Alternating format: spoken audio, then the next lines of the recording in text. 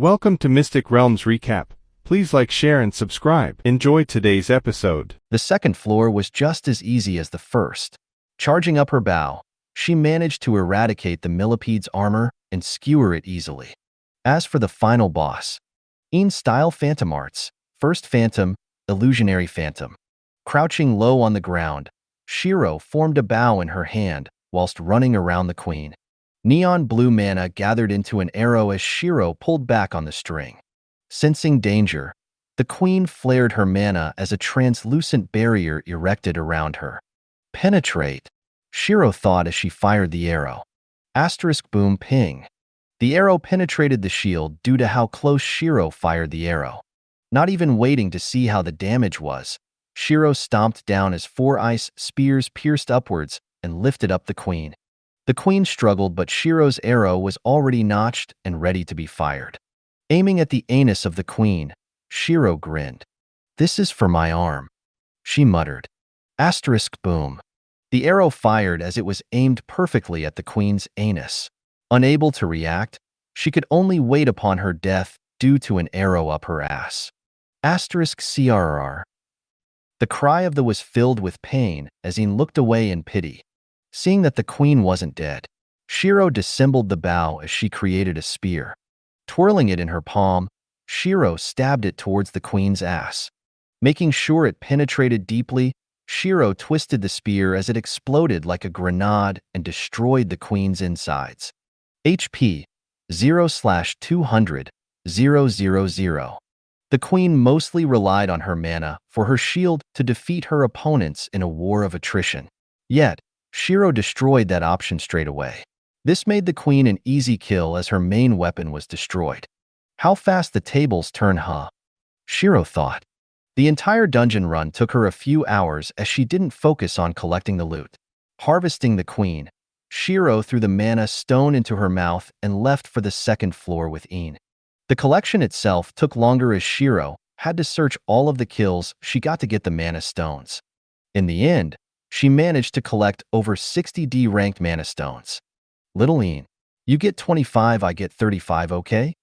Shiro said as Een nodded. Chirping happily, she greedily ate up 3 D-ranked mana stones before falling asleep again. "Chase so lazy. Really wonder where you get this trait from." Shiro giggled. However, the main harvest from the dungeon was reaching level 30. Name, Shiro. Race, Snow Girl. Evolution criteria yet to be met. Title, Shadow Empress. Beginner monster, 0 out of 10 humans killed for title up. Level, 30. Class, Snow Girl. Star advancement ready. Snowmancer. HP, 46, 200/46, 200. MP, 73, 700/73, 700. STR, 230, plus 85. VIT, 250-300, plus 70. INT, 400-450, plus 140. AGI, 340-400, plus 75. DEX, 260-300, plus 40. DEF, 150, plus 135. Equals title bonus. Unassigned points, 0. Balance, $531,800 Equipment, tap to display. Skills, Snow Girl. Tier 2 Ice Magic, Passive Regeneration, Blessed by Ice, Snow Magic, Faded Snow Movement, Cold Aura. Snowmancer, Dagger Creation, Nanotech Engineering Tier 1, Sword Creation, Bow Creation, Heavy Weapon Creation. Other, Minimap, Inspection, Disguise, Harden, Equipment, Lesser Fear, Equipment, Mana Barrier. Tapping on the Star Advancement tab, Shiro paused, seeing the conditions for the class up. Snow Girl. Kill 20 Ice Elemental-based LVL 30 bosses. 30 Ice Cores. Reach Tier 2 Attunement in Ice Element. The first 2 was easy for her, as she had her Snowmancer class to help her out. However, she had no idea where to get the Tier 2 attunement in the Ice element. She's heard of reaching higher levels of synergy with your respective elements, hence the elemental true armor. However, Elemental true armor only came when one reached Tier 3 in their element. Even now, Shiro doubts her attunement would be Tier 1 if not for her race advantage. Different races get certain advantages. Now that she was a monster, she knew the hard work one had to put into upgrading. At least it was much harder for a monster. Not only did you have to first break out of the dungeon's control, but you also had to leave the dungeon, survive the city, and only then could you start to evolve. Yet for these upgrade requirements, they'll be hard to achieve outside of a dungeon. To access a dungeon, one had to sneak through a city to reach it. It wasn't easy. The life of a monster, that is. Leaving the dungeon, Shiro decided to look up attunement regarding the ice element. According to the web, there is a government-funded attunement hall. However, the tickets to go inside weren't easy to get a hold of. The easiest way to get an entrance ticket to the attunement halls is through the Mages Association. They have the main access since mages need the attunement more often than warriors and other non-magic-based classes. Little Ian, do you think I can get any other attunement? Maybe metal since my class. Shiro said as Ian chirped in agreement. AI, if only you can talk? Shiro chuckled. However, before she went to the Mages Association, she wanted to go pick up the outfit from Aram first. Entering the shop once more, Shiro paused when she saw a familiar face. Hey, Liam. Shiro smiled awkwardly. Liam stood frozen as he dropped whatever he had in his hands. I'll just look for Aram. Shiro typed as she walked away. Hold on. This is just a misunderstanding. Liam cried out as he walked over to her. Right? Liam, no need to shock her too much. You'll seem more suspicious if you get into a panic. Aram said as she giggled. Shiro, my brother is here just to check up on me. Aram smiled. Brother? Yeah, I'm her brother. Liam shrugged, sitting down. He was just checking up on her to make sure she was making the bare minimum, so that she could pass the month. Yet just as he was waiting for her to get the monthly sales, Shiro walked in on him tidying up the store a little. Oh, I see. Shiro sighed. When she first saw Liam, she had a good impression of him. He didn't seem like anyone who would visit this kind of store in broad daylight. I presume you're here to get your outfit and your commission. Aram smiled. Yes. How far along is the outfit for my friend? Shiro asked. Almost done. If you just give me an hour or so, I'll be finished. Aram smiled. Liam, help me out. Go to the second floor, third chest to the left. There should be a set of clothes there. There for Shiro? Aram gestured towards Liam. Liam nodded before heading upstairs. So you two are siblings? Shiro asked. She was curious as Liam and Aram looked nothing alike. We're siblings, but not blood-related. I was adopted into the family, and now it's just me and Liam left. Our parents died a while back. Aram shrugged. I see. Shiro nodded. With what Aram said, the atmosphere instantly turned to awkward as Shiro didn't really know what to say. The short time yet long silence felt agonizing for Shiro as Liam finally returned with her outfit. How much is it? Shiro asked. Nothing. You paid me by being my model. Aram smiled. It wasn't easy to have a young model which didn't run the moment Aram lead them to her shop. So for Shiro to still model for her saved her a lot of time. I don't want to owe you anything. Just tell me how much it costs. Che, just like the muscle brain said, $400,000 for both the current outfit and the one in the making. Aram shrugged. Shiro nodded as she paid the full amount. Is it okay if I go change into my outfit now? Sure. Same as last time. Just go to my studio. Aram said, pointing at the door. You two do what you need to do. I'll go back to my shift now. Liam said as he walked out. See you. Bye. Liam left the store as it was just Shiro and Aram left. Welp, I should go continue to make the dress now, Aram said, standing up. Shiro nodded whilst she made her way to the other room. Changing her outfit, she looked into the mirror and inspected herself. She wore a black shirt, short black jeans, white stocking, white boots, a large white robe, and a pair of white gloves. The robe had a crystal clip in the center as it held the robe together. Flipping up the hood, Shiro liked how she could extend the hood out so it hid her face. The design allowed for that. Pulling back her hood, Ing cried out in displeasure as the new outfit didn't have any pockets for her to sleep in. AI, calm down, little Ian. You have space here, see? Shiro said, pointing at her sleeves and the inside of her hood. There was enough room for Een to rest comfortably. Chirping lightly, Een burrowed himself into her hood as her head would occasionally peek out. Chuckling slightly, Shiro rubbed her head. Walking back to the main room, Aram was still making the outfit. It's almost done, she said with a shrug of her shoulders. Nodding, Shiro sat by the side as she watched Aram put the final touches on the outfit. Not even an hour passed before Aram stopped. Here, satisfied? She asked. The outfit itself was colored light green with hints of blue and yellow along with floral patterns, which decorated the edges of the outfit. The dress itself was a sleeveless high-collar dress with a skirt that would reach halfway down the thighs. This was paired up with long white gloves and stockings. Thank you. Shiro smiled. No problem. Just come here if you need another commission. Trading with a photo shoot, of course. Aram winked. Shiro nodded as she stored the outfit into her inventory.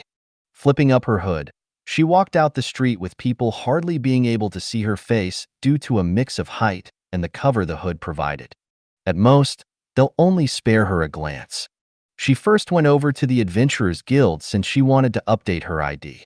Name, Shiro. Estimated age, 13. Class, Ice Mage. LVL, 30. After updating her ID, she walked to the Mages Association and waited in the queue. In order for her to gain access to the Attunement Hall, she needed to fulfill 3 conditions. 1. Be a member of the Mages Association. 2. Tier 2 magic user. 3. Top 50 on the priority list. First 2 was easy. The priority list was the annoying part. Out of so many mages in the city, she had to reach the top 50 in priority. The priority list was a list where they determine who has the most talent to be nurtured. This gave them a passive income of a certain amount of mana stones every week, materials, and study logs for magic. And to top it all off, they were granted access to the Attunement Hall. From rank 50 to rank 21, the time you get in the Attunement Hall was only an hour. However, even if it's just an hour, it provided the mages with a substantial boost to their INT stat. Rank 20 to 11 got 3 hours, while the top 10 had 5 hours each. Shiro's goal was to reach the top 20 if possible. If she wanted to awaken her attunement to elements faster, she'll need to spend more time in the Attunement Hall, especially since there wasn't a guarantee to awaken it in one go. Some may even go a lifetime without being able to awaken, whilst others could awaken on their first try. When it was her turn to speak, Shiro pulled out her phone. I would like to register as a Mages Association member. Can you show us your adventurer's ID? Shiro nodded and handed over her ID. Age 13 and level 30? The receptionist cried in disbelief. The average age for a person to reach level 30 was around 25. Yet this girl was level 30 when she's only 13. I'll have to call the branch master for this, okay? She said as Shiro nodded. A small commotion was stirred up as the surroundings muttered about what they just heard.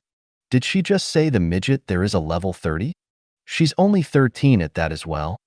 How old is Julia when she was level 30? I think Julia was 21 when she reached level 30. She's left for the bigger cities since she classed up, but to think we'll be able to see someone break her record. True. Ignoring the commotion around her, Shiro narrowed her eyes when she felt a gaze scan her from head to toe. Looking over, Shiro saw the receptionist walk out with a man, which she presumed to be the branch master. The man looking around his mid-30s. He had a thin build, swept-back blonde hair, blue eyes, a clean face, stood around 6 feet 5, and wore a black suit. Mark LVL 50, Twin Element Mage. Mark LVL 50, Twin Element Mage. Are you the one who's level 30 at a young age of 13? He asked with a small smile. Yes, I am. I want to register for a membership. I see. I'm afraid we'll have to do a personal exam to determine your true rank and priority. Is that okay? It's not every day we get a young genius like you, he said as he gestured at Shiro. Now may you follow me to the testing room. Shiro nodded as she pulled forward her hood a little. Walking towards the testing room, Shiro wondered what the test was. Here is an old generation model of the virtual combat simulator. You'll be able to enter a combat space where your magic is measured, Mark said as he pointed the capsule in the center. This is also what we use to determine the priority list. Top 20 will have to fight to keep their ranks. Everyone outside of the top 20 will have chances to challenging the top 20 when they're in top 50. As for how we determine the top 50, it depends on how well they do in terms of performance average of the last 20 matches. Looking at the device, Shiro already had a basic idea of how it worked. I'm guessing it's based on instinctive reactions that you move the body in the simulation. This is so that levels and status don't matter at all, and it's all about how well the brain can control body, right? And to ensure fairness, I'm guessing that you make it so that everyone's character has the same status, meaning as long as your control and technique is good, you can win. Shiro typed out as she showed it to Mark. Have you seen this before? He asked, surprised that she knew about it. No, but it's easy to guess. Shiro smiled. If it's based on how well I can control my body, then I have an advantage over the people here. Shiro thought. I see. Anyways, I want you to enter the simulation and have a spar with me. I'll determine your priority level. Mark said as Shiro was a special case. The normal procedure for determining one's rank was just to do 10 spars with other people and ranked based on performance. However, for Shiro was a level 30 at the young age of 13. Mark wanted to test her out himself. Shiro reached out for Een as she set her by the side. I'm going to do this spar for a bit. Be a good girl and sit here, okay? Shiro said as Een chirped in acknowledgement. Is that your pet? Mark asked. Yes, her name is Een. She'll sit by the side while we do the spar. Getting into the capsule, Shiro closed her eyes as she entered the virtual world. In front of her, there was a panel for character creation. She was about to remake her body from her past life when she paused. This is my second life. No need to be so hung up on my past glory. I may have perfect body control with my old body, but I have a new one now. I should aim to get better at my current body. Shiro thought as she allowed the capsule to keep her current looks. Next was magic. Shiro narrowed her eyes when she saw metal base element magic. Exiting out the world, she flexed her fingers as nanobots entered the capsule. Searching through the records, she erased everything that might link to her being a Snowmancer. Sighing in relief, she re-entered the simulation and only found Tier 2 ice magic. Finishing up the customization, Shiro marveled at the feeling. Whilst not as good as the virtual machines in my first life, this isn't too bad. Shiro thought. Shiro looked around as she saw that she was in a Colosseum-type construct. Cream-colored pillars could be seen around them as there was a spectator stand for the would-be viewers. The arena itself was made from rock and sand as it made it hard to get a decent grip on the floor. This might limit my phantom arts a little, Shiro thought with a frown. Phantom arts were heavily reliant on footwork and momentum control. With a surface like this, Shiro would find it hard to use phantom arts to their fullest. The only reason she could use it well with her ice was due to her control over the ice. If not, she'll be slipping everywhere due to the slippery surface. Not too far away from her, Mark stood. The test is simple. Demonstrate your magic during combat. Mark smiled. Lightning and fire swirled around both his hand as he gestured for her to attack him. His elements are fire and lightning. The lightning I can chain away using my ice, but his fire is a bit more annoying. His main weakness would be mana expenditure since his fire and lightning cost more. With him sustaining two elements, the best way for me to win is to draw out the fight. Another way would be to bombard him as much as I can. Shiro thought as ice and snow swirled around her. The wind caused her hair to flip around as she looked like an elemental spirit. First, I need my area of effect, Shiro thought as she slammed her palms down. Ice rapidly spread out as Shiro visualized the entire process to make sure the ice was extra strong and hard to melt. Mark jumped back in slightly surprised, seeing how fast the ice managed to cover the entire area. Even though there was a distance of at least 25 meters from her to him, he was almost hit by the ice. Her visualization must be incredible for the ice to spread this quickly, Mark thought as he landed on the ice. Sliding slightly, he crouched down and tried to melt the ice with his fire. His frown deepened when he realized the ice was still mostly intact. Before he could continue to melt the ice, he had to roll to the left as an ice spike landed and exploded in his previous spot. Flicking his wrist, he shot lightning towards her. Shiro only smiled as she clutched her hand. A wall made of ice rose up as the outer layer was thawed slightly, so there was a layer of water. Lightning chained along the wall as it dealt no damage. His fire can't melt my ice well enough, while the water from my ice blocks his lightning. This match is mine, Shiro thought with a smile. There was also the choice of overwhelming her in pure combat prowess, but she had a whole lifetime to hone herself in combat. A person fighting for 30-odd years couldn't compare to her. Dashing towards him, Shiro decided to go close-quarters combat. A spear of ice was formed in her hands as she stabbed towards Mark. Pivoting on his leg, Mark made a fist of fire as he punched towards her. Shiro flicked her wrist and the spear spun back towards her. This allowed her to grab the spear with 2 hands and block Mark's strike. In-style Phantom Arts, third Phantom, counterweight Phantom. Shifting her weight, Shiro pulled Mark towards her as kicked him in the stomach, using the combined weight of that instance of him attacking. URG. Mark groaned slightly as his body was sent backwards. Rolling on the ground, he flipped his body and stood back up. He only saw Shiro flick her wrist as he saw the area around him darken. "Oh shit!" he cried out in shock. Fire and thunder gathered in his palms as he launched a blast upwards, destroying the pillar Shiro was about to drop onto him. Shiro took this into account as she was already in front of him. Sliding on her feet, Shiro stabbed the spear towards his head. Few. The power of the spear created a small gust as Mark managed to dodge his head out of the way. Fire and lightning gathered in front of him as he aimed it towards Shiro. Flicking her spare hand, a shield was erected in front of her. She frowned when she saw the blast carving through the ice with ease. Stabbing the spear into the shield, Shiro shifted her weight as she vaulted over the shield and landed behind Mark. Her spear was aimed at his rear as she grinned. Extend. Ah! The match ended just like that. Shiro's spear was able to penetrate all the way in and fatally rupture his internal organs. Leaving the simulation, Mark and Shiro looked at each other. Shiro had a grin whilst Mark had a pale face. His expression slightly traumatized from having died from anal shock.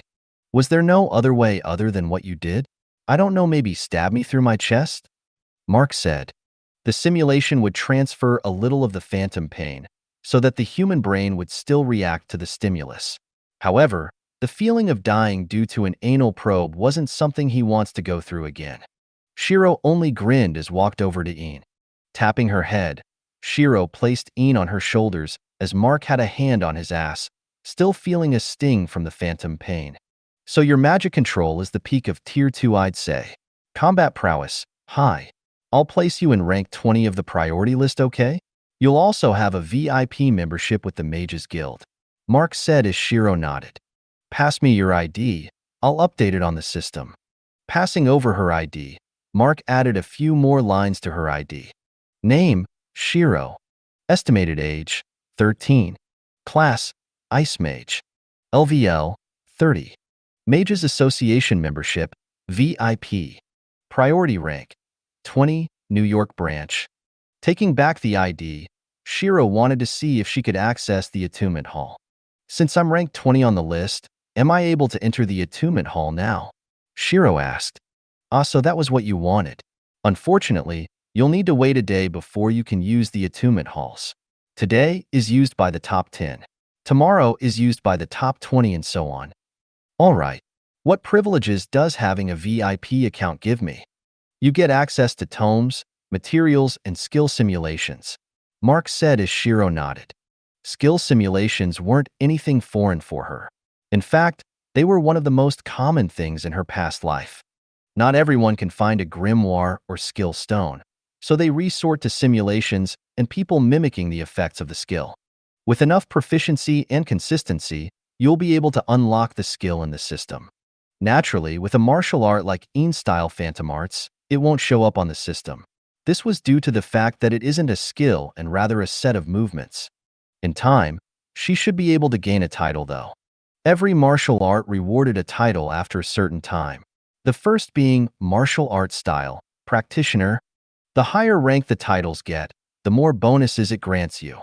Then for the materials, am I able to trouble you with collecting 30 ice cores? 30 ice core? Mark said in shock. Ice cores, while not extremely rare, wasn't common either. Out of 10 ice-type D-ranked bosses, only 1 or 2 of them would drop. To get 30 ice cores was equivalent to killing almost 100+ ice-ranked bosses. The Mages Association could afford it, but it would still make Mark's heart ache from the expenditure. To get 30 ice cores, you'll have to be in top 10. At most, I can give you is 10. And that's the upper limit. Top 10, huh? Shiro thought as a grin slowly formed on her face. Seeing the face, Mark felt his anus tense up again. How do I challenge the top 10 for their spots? You'll have to challenge rank 19 first and work your way up one by one. Is that so? How would I challenge them? Is it just by the simulation again? Yes. If the rank isn't online, you can challenge the rank above them. Mark nodded. All right, I'm going back in, Shiro said as she sat in the pod. The fight will be broadcasted. We have fights broadcasted so that people know about the rank changes. Sure. Shiro wasn't too bothered. It wasn't like she was going to be using her Snowmancer anyways. Entering the simulation world, Shiro checked out the rankings and saw that rank 19 was available to be challenged. Pressing the challenge button, Shiro waited for the match to start. Opponent has accepted the challenge. Teleporting in 10. Stretching her fake, simulated body, Shiro waited for the countdown to finish. The arena was more of a modern arena. It was a huge room without anything special, as there were only a few rooms with glass windows as the viewing platform. In front of her was rank 19 on the priority list, Killian. He had long red hair tied into a ponytail, tall body build, black robe, and a spellbook in his hands. Shiro grinned as she created her ice spear. The next victim was ready. Full. A cloud of smoke was breathed out as Lucius sighed.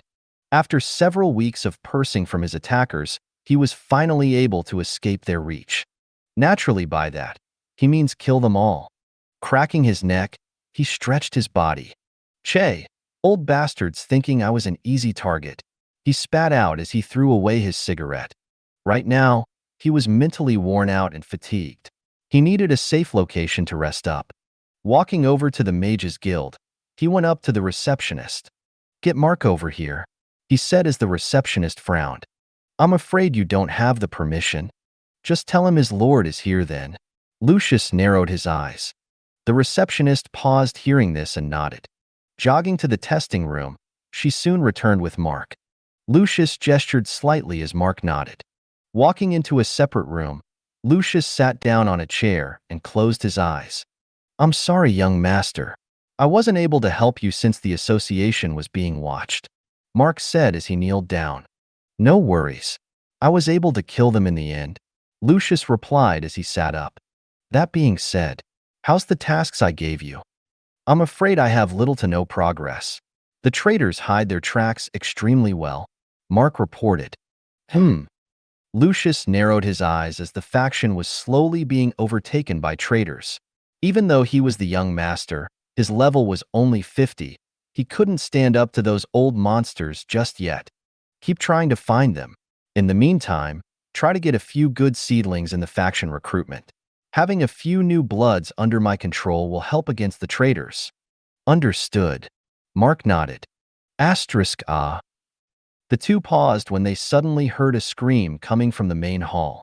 Is there anything going on? He asked. Not that I know of. I think it might be one of the ranking matches, Mark said, pausing when he remembered what a certain girl did to him. Just the thought made him pucker his anus. Oh, is the ranking match that brutal? Lucius asked with curiosity. For a match to be brutal, it'll have to cause a huge amount of damage in one hit before the system sends them out. For someone to be able to make the spectators cry out like that means they have quite the potentials. It's brutal in its own sense, Mark said after a pause. Lucius's interest was piqued further as it turned on the TV and tuned into the fight. Young master, I don't think you should W. Mark's warning was a little too late as they saw Shiro pierce the ass of the person who's ranked 18th on the list. Lucius's face darkened slightly as he saw how she aimed at the ass of the enemies. Actually, isn't she? He muttered, finding her a little familiar. Wait, isn't she the little girl who caused me to waste time? He thought when he saw her face. Mark, I want you to give me all the information you have on her, he said with narrowed eyes. Here, I was attending to her not too long ago, so I have her information on me, Mark said, handing him the ID copy. Age 13 and level 30, huh? Interesting. He smiled. Try recruit her into our group when the faction recruitment starts. Lucius smiled. I'll try. Mark nodded. Dismissing Mark, Lucius sat on the sat with a smile as he watched her fight.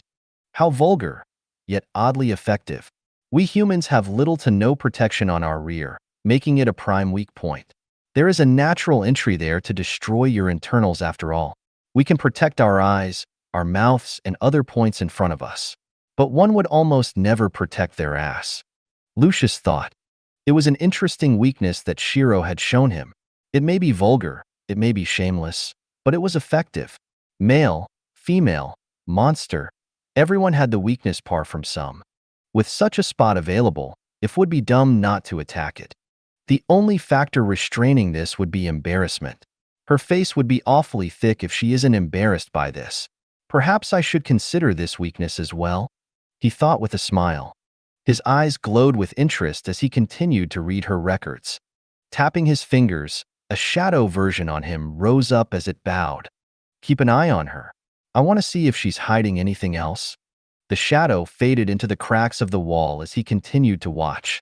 It was during the fourth match did he frown. Those movements, why do they seem similar to the martial arts of the founder? He muttered. The founder of the faction he was in, Shadow Palace, used a special set of martial arts that was lost through time.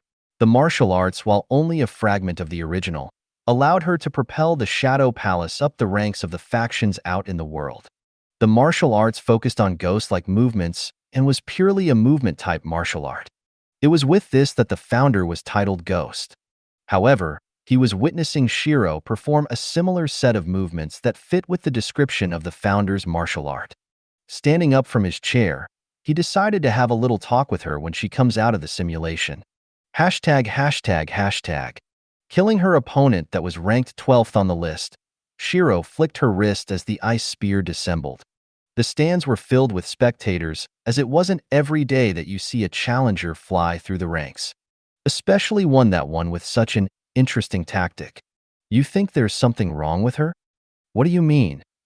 I mean, she's always going for the ass, right? She's also killing them one by one. Doesn't she know she could fight the top 10? You mean to say she's setting an example? Perhaps. Either that, or do you think she has a thing for? You know. Is she a sadist? Why else do you think she's fighting them one by one? Oh God. Imagine if she fought like this in real life. Don't. This world is cursed enough as it is. You can't deny it though. I suppose you're right. When she gets into top 10, do you think she'll get a title as well? Would they even allow it though? True. Titles are based on combat habits. With a habit like hers, what do you think she could be called? Ass-busting queen? How about Anus Annihilator? Doesn't feel right. Anus Destroyer Shiro? Him perhaps.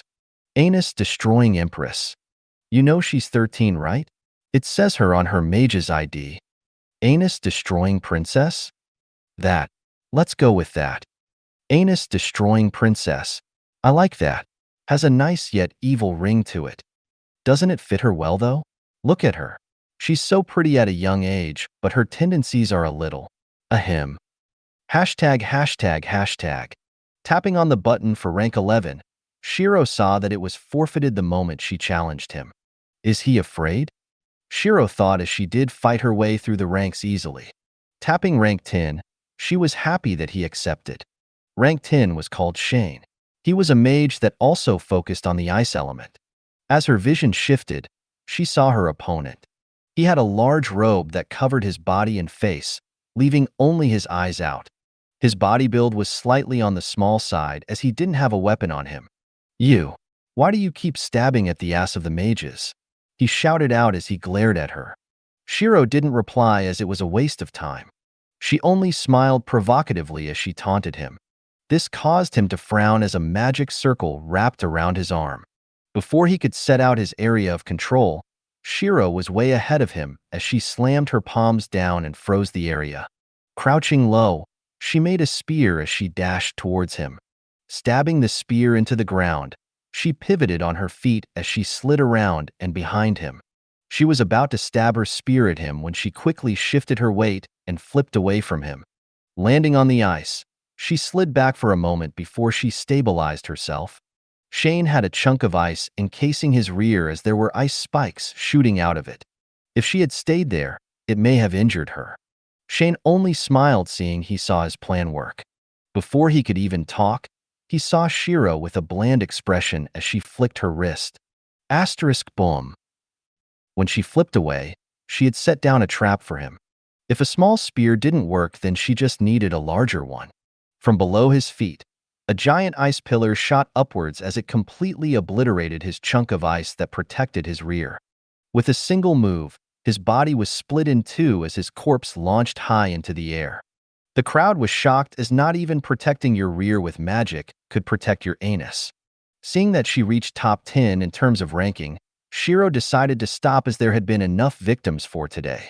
Exiting the capsule, Shiro stretched her body as she picked Dean up. HM? Where's the branch master? Shiro thought as she looked around.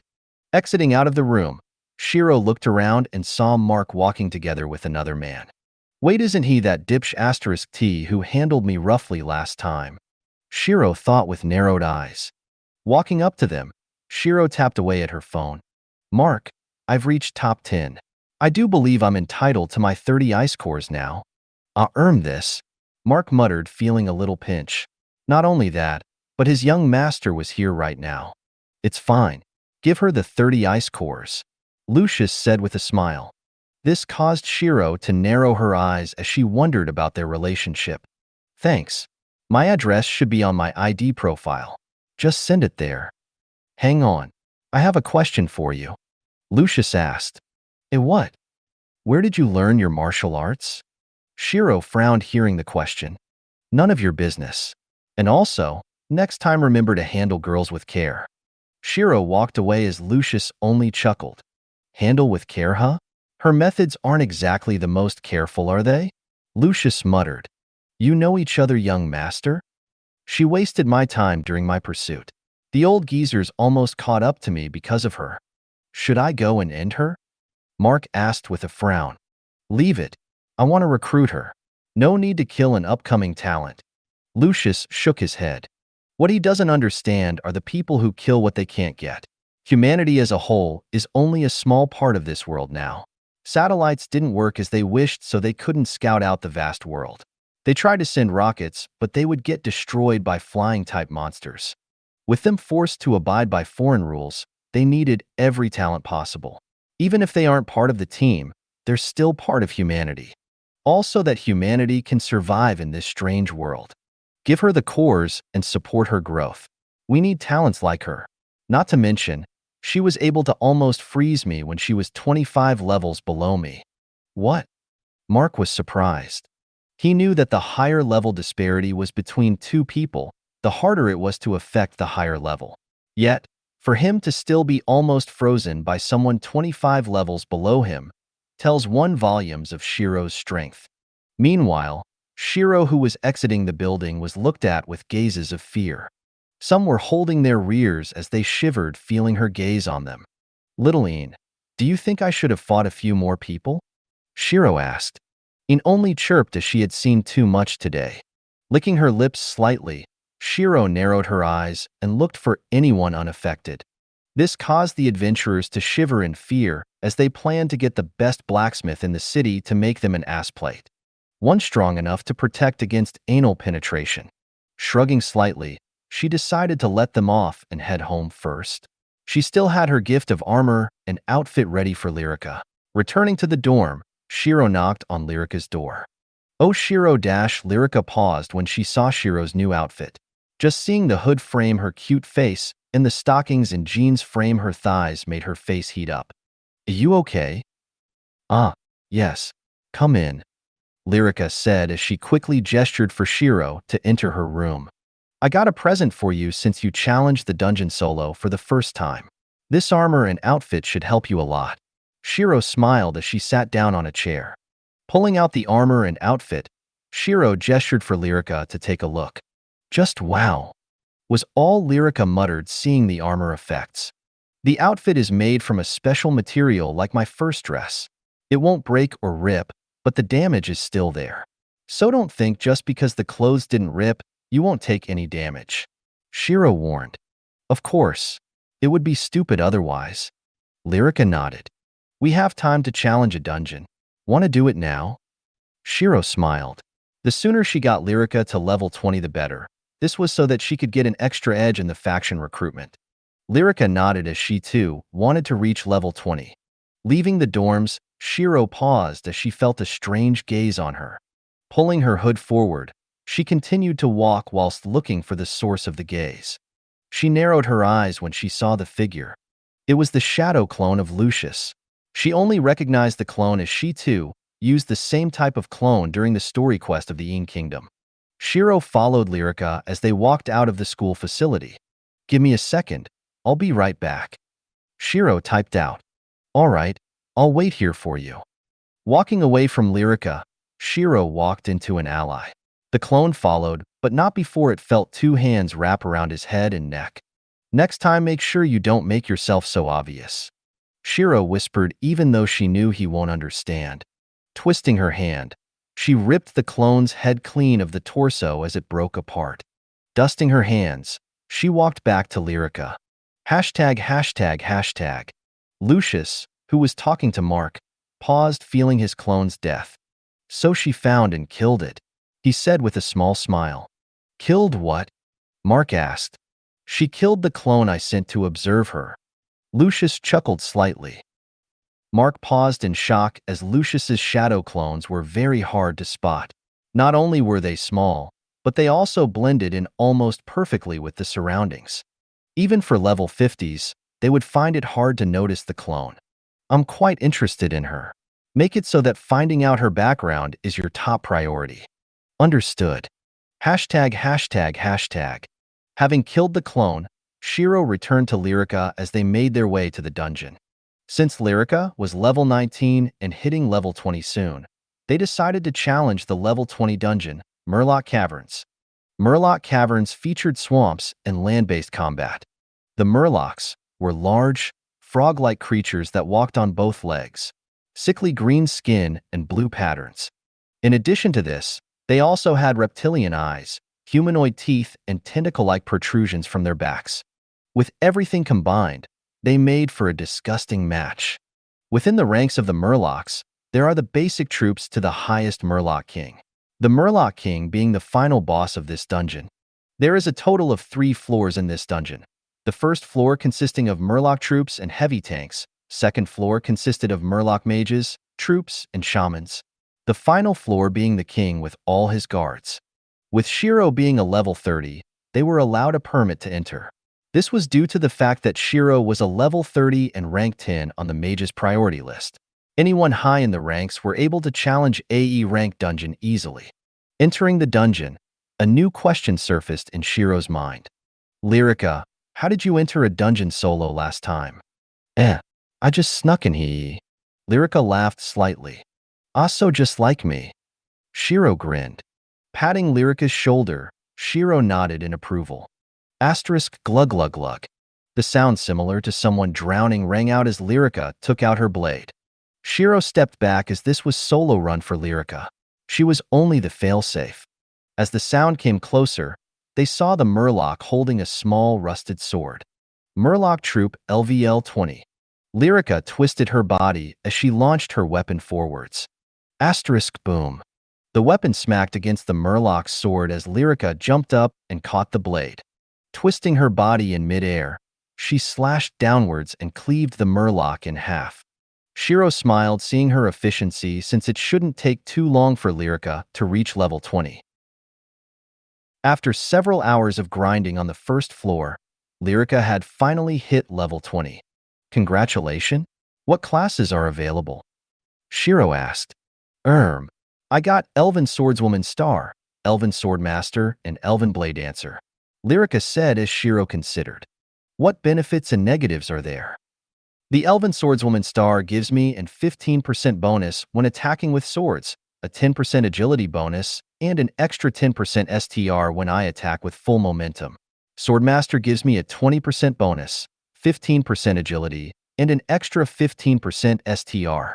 But I also lose most of my defense and skills in turn for new ones. What about the last one? Elven Blade Dancer? Shiro asked.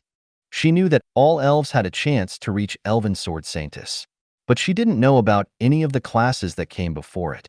While she could guess a few, Elven Blade Dancer was certainly a new class she had never even heard rumors of. Oh wow. The Elven Blade Dancer gives me a 20% bonus with swords, daggers, and chain whips, a 20% agility bonus, and an extra 20% STR. But that requires me to almost completely abandon my defense.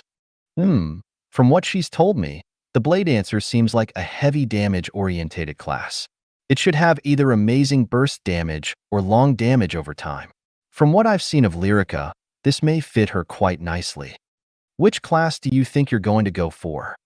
I'm thinking of Blade Dancer. Being able to end a fight quickly would be handy if I'm going to be soloing dungeons. Lyrica replied. Do what you wish. If I remember clearly, every elf has a chance to get Elven Sword Saintess, right? The strength of your class should be linked to the classes you chose previously. So for you to pick Blade Dancer, your Elven Sword Saintess may become a heavy damage-oriented class. Shiro smiled. How do you know about Elven Sword Saintess? That's supposed to be one of the secrets of the elf race. Lyrica cried out in surprise. I have my sources. But what do you mean by secrets? Isn't it supposed to be commonly known? Well, since you already know, I guess it doesn't hurt to tell you. Basically, the relationship between human and demi-races seem nice on the surface, but we all know they want to oppress us demi-races. Each race is basically exposed to the human race as they know all of our traits. The Elven Sword Saintess is supposed to be a secret against the human race should it ever come to that. Lyrica said with a sigh. With power like the Elven Sword Saintess at our disposal, the human race can't sit still. If they knew about it, it'll cause the humans to be wary and be on guard against the Elven race, eliminating any source of danger that may come to the human race. Is that so? Narrow-minded fools. With the human race occupying such little of the territory, they still want to oppress the other races. Shiro typed out as she had a disdainful sneer on her face. Greed was one of the core parts of the human mentality. Very few could resist the greed which plagued their nature, and Shiro knows it. But everyone should at least have the ability to rein it in for the betterment of the race. You should try hard to get the class then. Having a hidden proficiency can help you gain the class. Shiro typed out. All right, but I have to say, I'm surprised Shiro is so, how can I put this? Open-minded. Kind of like that. I'm just surprised that you can be so calm. What if I become an overlord that enslaves the human race? Lyrica joked. Shiro only shrugged. Then I take responsibility. But to be honest, I can't exactly be called a human right now. Demi-race like you would be suitable, I suppose. Shiro smiled. Shiro's a demi too? But I thought your ID said human? Lyrica asked. In a world filled with trickery, you need to be good at disguising yourself. Shiro smiled. But what if I tell other people? Then it's just me misplacing my trust.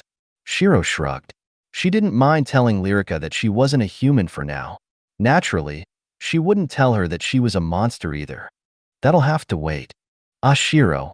Lyrica muttered, hearing Shiro trust her enough to reveal her non-human lineage to her. Whilst it wasn't the full truth, she knew a person like Shiro needed to hide parts of her life to avoid danger. So which class are you going to choose? I'm thinking of going Blade Dancer. My mom has told me about going for stars is good, but the difficulty scales up with each star. Blade Dancer seems to fit me more honestly. Lyrica said whilst tapped the Blade Dancer class. The conditions aren't too hard, I suppose. Defeat 3 bosses with the sword, dagger, and whip. 5D ranked mana stones. Achieve a 250-point total in Street, AGI, and DX. Lyrica said, telling Shiro about her class-up conditions. How many points do you have in total for your STR, AGI, and DX? I got 320 in total. That's one condition completed. You should aim to complete the rest of the tasks in this dungeon. But I don't have a whip nor a dagger. I only have this dual-ended blade which barely counts as a sword. I have something for you, don't worry. The main problem is your fighting potential without the dual-ended blade. Since your body's been adapting to the weapon, do you think it remembers some of the movements? Oh, you mean like muscle memory? Yeah, maybe, but I'm not too sure. Lyrica shook her head. You need to make sure you have basic proficiency with every weapon. There will be situations where you would lose your main weapon and have to make do with different weapons. If you train yourself, you'll be able to use every weapon available. But that's hard, Lyrica complained. Reaching a basic understanding in every weapon was hard, as not only did she need to train in each of them, she needs to make sure she curbs any weapon movement habits she picks up. Examples being the difference between an axe and a dagger. The heavier weapon types involve the use of momentum control, whilst the light weapons, like the dagger, need no such thing. To gain proficiency in everything, she'll need to make sure her movements don't collide with different weapons. Shouldn't be. I was able to gain an above basic proficiency in every weapon since I was trained from the time I was a kid. But aren't you still a kid now? Lyrica asked with confusion. When I was trained younger then, it took me a few years, but I was able to curb my habits and get better. Shiro smiled. I need to remember that my current body resembles that of a 13-year-old. I shouldn't be talking about experiences like I did in my past life. Shiro thought. Anyways, since you've killed most of the mobs on the first floor, let's kill the obelisk guardian and go up to the second floor. All right. Lyrica nodded as they made their way to the guardian. When they arrived, they saw the obelisk located in the middle of an island and the boss swimming in the water. Sensing Shiro and Lyrica, the boss dived down before shooting out the water. Asterisk bang. The boss landed with a heavy thud as his entire body was exposed to the duo. He had a slimy and elongated body that was a revolting hybrid between a frog and an eel. The mouth of the murloc stretched back all the way to his arms as the rows of teeth caused both Shiro and Lyrica to cringe in disgust. Blue wave-like patterns stretched across his body as the back was decorated with fins. Murloc River Guardian LVL-20 Elite. Shiro hopped backwards as she started to float mid-air. Her robe fluttered slightly while she watched with a small smile. Lyrica summoned her weapon as she charged at the murloc. Asterisk glup glup glup. Sidestepping, Lyrica dodged easily as her blade glowed with a slight red tinge. Heated edge. Slashing twice with her skill, Lyrica caused a cross to be burned into the side of the murloc. Glup glup. Crying out in rage, the murloc swung his tail as Lyrica quickly slid on the ground, narrowly avoiding the tail swipe. Stabbing the sword into the ground, Lyrica vaulted herself onto the back of the murloc. Twirling the sword, Lyrica caused a multitude of lacerations to appear on the murloc's body. The murloc's eyes glowed red as sparks started to flicker around him. Seeing this, Lyrica quickly jumped backwards, avoiding the lightning. Pivoting on her leg, Lyrica twisted her body as a gale started to pick up. Whirlwind slash. Asterisk poochie poochie. Two deep ghastly gashes could be seen on the back as Lyrica took advantage of her momentum to increase the damage. Not wasting the excess momentum, Lyrica shifted her footwork and cleaved downwards. Asterisk bang. The blade cut deeply into the flesh, but wasn't able to sever the tail. Lyrica frowned slightly seeing this. The murloc retaliated by bending back at an abnormal angle. His mouth opened wide as it wanted to swallow Lyrica whole. Kicking the bottom of the blade, Lyrica dislodged the blade from the tail as she rolled out of the way. Asterisk boom. A miniature dust cloud exploded outwards as the murloc's head crashed against the ground. Quickly reorientating herself, Lyrica narrowed her eyes. The murloc's tail could be seen swishing around in the smoke. Asterisk glup glup. Smashing through the cloud of smoke, the murloc charged towards Lyrica as she quickly vaulted upwards to avoid being eaten. Asterisk boom boom boom. Destroying a large portion of the scenery, the murloc tilted his head back as it swallowed everything. Creepy F asterisk cur. Lyrica muttered with a frown. The abnormal size of the jaw freaked her out as there was something that unsettled her mentally. She just couldn't stand looking at such a disgusting thing. Meanwhile, Shiro was becoming more and more satisfied watching Lyrica fight. Not only were her movements fluid, but she was also starting to improve on her hidden proficiency, adding her own movements to flow from one skill to another, all whilst not disrupting her current tempo. The subtle shift in her center of gravity shift to cooperate with her footwork and wrist movement didn't escape Shiro's eye. At the rate she's going, she may very well be the youngest to ever comprehend her attack domain. In this life, and in my previous life, Shiro thought. Having an ally like this would definitely make future dungeon runs easier as it was hard to solo the higher level ones. Just one monster would have people struggling as they all had their own skills that could kill a person quickly.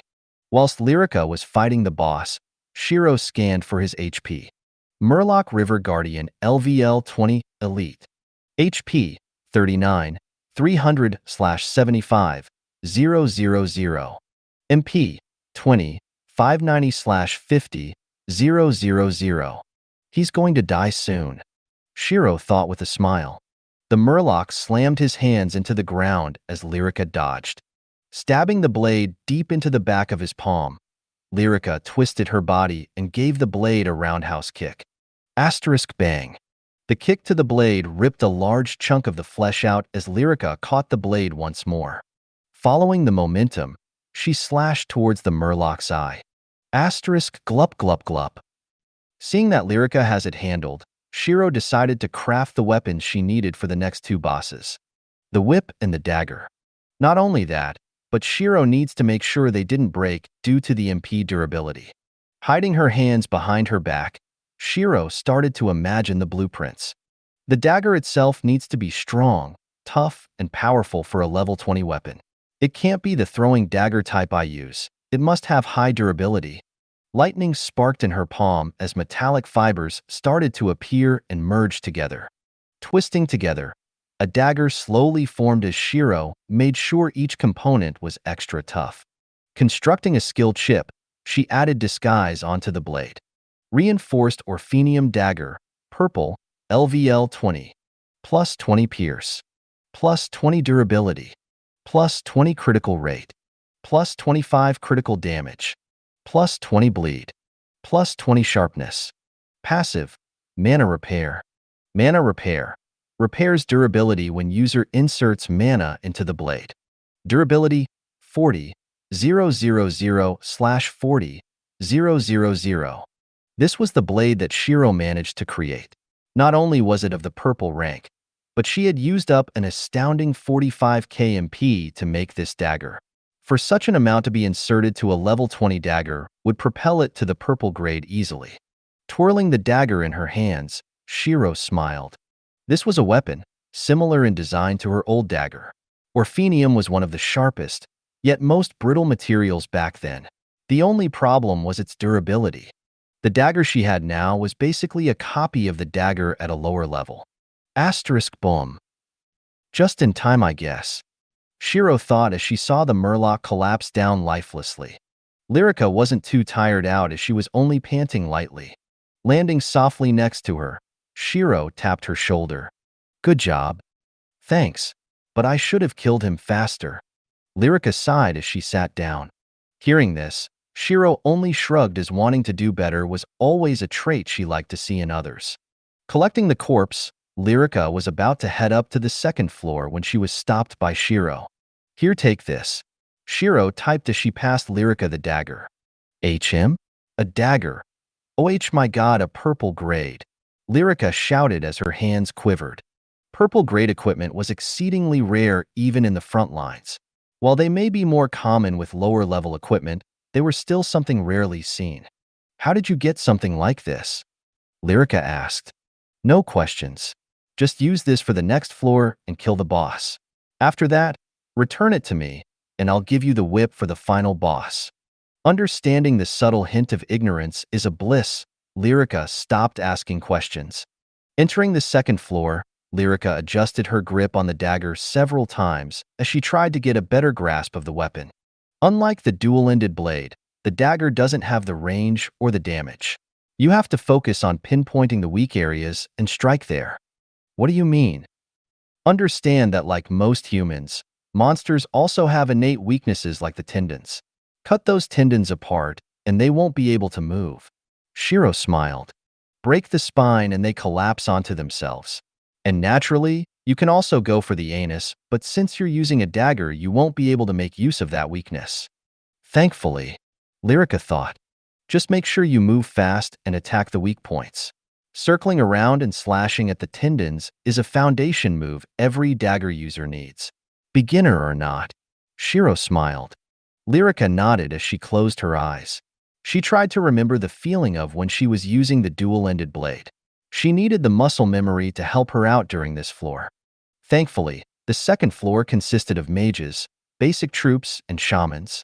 While the magic was a little harder to dodge, she should be able to handle it. Sneaking to the first group of murlocs, Lyrica suppressed her nervousness as she narrowed her eyes. There are 3 mages and 2 troops. I should go for the mages first while avoiding the troops. If I deal with the troops, it would be annoying to dodge the magic. Lyrica thought. Taking a deep breath to suppress her nervousness, Lyrica reopened her eyes. Dashing towards the group, she kept her body low on the ground. The mages detected her immediately as 3 fireballs were created and sent towards her. Remember the feeling. Remember the feeling. Lyrica thought as she needed to dodge. Pivoting on her foot, she sidestepped away from the first fireball.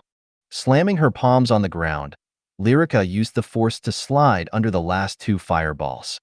I did it, she thought in excitement. Making sure to not lose her rhythm so far, she continued her dash towards the mages. The troops raised their swords as Lyrica flicked the dagger into a reverse grip. Asterisk ding. The sword came into contact with the dagger as Lyrica twisted her body and slammed a kick to the side of the Murloc's cranium. The force caused him to recoil backwards as it gave Lyrica enough room to grab the second Murloc troop. Slashing her dagger at his wrist, she caused him to drop the sword. Asterisk boom boom boom. 3 fireballs fired towards her as she used the Murloc as a shield. Asterisk glup glup. The Murloc cried out in pain as his back was scorched. Throwing the Murloc away like trash, Lyrica arrived at the first mage. Panicking, the mage smashed the staff towards Lyrica. Grabbing the staff, Lyrica pulled it towards her as the mages lost his balance. She used her left leg to kick behind the knees of the mage, causing him to kneel before her. Asterisk ppfff. Slashing the dagger at the spine and neck arteries in one swift movement, blood started to spray out. Pooey. Quickly spitting out the blood that got into her mouth, Lyrica rolled to the side, avoiding the fireballs. Grabbing a handful of sand and dirt, she threw it towards the mage's eye. Asterisk pfff. In the time that the mage was blinded, she slashed his neck, leaving only one more target on her kill list. With the final mage, Lyrica decided to finish it fast. Twirling the dagger in her hand, she built up the momentum and flung the dagger towards the mage. Asterisk pa. Shiro did a facepalm as she saw the dagger fly through the air and was about to land in the ocean. It had completely missed the target as Shiro flicked her wrist. A wall of ice was erected as the dagger struck the wall. Seeing Shiro facepalm herself, Lyrica knew about her mistake. Sure, she may have retained some of the muscle memory, but she still wasn't used to throwing daggers. Quickly rolling out of the way, Lyrica dodged the fireball. Grabbing the down mage's staff, Lyrica ran to the ice wall and vaulted herself up. Ripping out the dagger from the wall, she did a backflip and landed softly. Finishing off the mage with ease, Lyrica sighed. She was about to talk when an ice spike shot past her face. Asterisk GLU. A cry rang out as Lyrica looked behind her and saw that it was the Murloc she kicked aside at the start. An ice spike was embedded into his skull as it collapsed weakly. Don't let your guard down. Make sure each and every one of them is dead before you look away. Understood. And also, why did you throw the dagger? You've never trained in dagger throwing at all. How would you expect to throw the dagger with both the accuracy and the power needed to kill that mage? I just thought it looked easy when other people do it. Do you need to have good control over the flick of your wrist, the strength of your arm, and the point where you release the dagger? They all play a part in how to throw the dagger correctly. If any of them are lacking, there is a high chance of the dagger not being able to hit the target with enough force. Shiro typed out as she took the dagger. Without looking back, she flicked her wrist and the dagger shot in a beeline towards the tree. See? It looks easy due to how casual I threw it. But do you think it's easy to perform? Lyrica shook her head. Then why the hell did you try to throw it? Shiro asked as Lyrica looked down. Shiro knew she had to be strict with Lyrica at times. As much as she wanted to assist her, if she wasn't careful, Lyrica would develop bad habits. If I wasn't here to stop that dagger from flying into the ocean, you would have lost your weapon. Even if you had your dual-ended blade, what would you do if you had no more weapons? I'm sorry. Lyrica apologized as she knew she made a big mistake. Shiro sighed as she passed the dagger back to Lyrica. We're spending a while here to train your dagger arts. Shiro typed as she pulled out another dagger. She was going to make sure Lyrica understood the basics of daggers. For days. It took Lyrica 4 days to get an approval rating from Shiro. If rated out of 10, with 1 being a decent dagger user and 10 being someone on a veteran's level, Lyrica would get a 2.5. Shiro, on the other hand, would be too far up the scale. Asterisk thud. The dagger embedded itself deeply into the cranial bone of a Murloc shaman as Lyrica massaged her wrist. The training Shiro gave her was to try to hit a stationary target whilst running around and doing flips. That was just stage 1 out of 4. The next stage had involved her hitting a stationary target with Shiro launching magic at her. The third stage had her hit a moving target, and the final stage being all of the above whilst fighting a crowd of Murlocs. This type of high-intensity training had allowed her to gain a much better grasp on daggers. Shiro was about 75% sure that Lyrica could solo the Obelisk Guardian of the second floor without much hassle. Just in case, she had made a second dagger which included a magnetic component, which attracts both daggers together. This was so that she could retrieve the dagger whenever she wished. In addition to this, the more mana she injected into the dagger, the stronger the pull. Originally, this was a skill for an armor that was meant for tanks, but Shiro decided to add it to the dagger since she had a few ideas with what she could do with it. Go challenge the Guardian. As always, I'll be watching. And remember, use every one of your tools. The magnetic function can be used in many ways that some may not even imagine. Shiro smiled. She had some ideas, but the satisfaction of finding out was something she wanted Lyrica to experience. All right. Lyrica nodded as she too felt it was time. She didn't want to spend too long as she still had the final boss to fight. With a whip at that too. However, this time she was allowed the leeway to use her dual-ended blades because she wouldn't have the time to get used to the whips. She was just going to test how far she could go with the weapon. Walking up to the boss, Lyrica took a deep breath. Murloc Grand Mage LVL 20 Elite.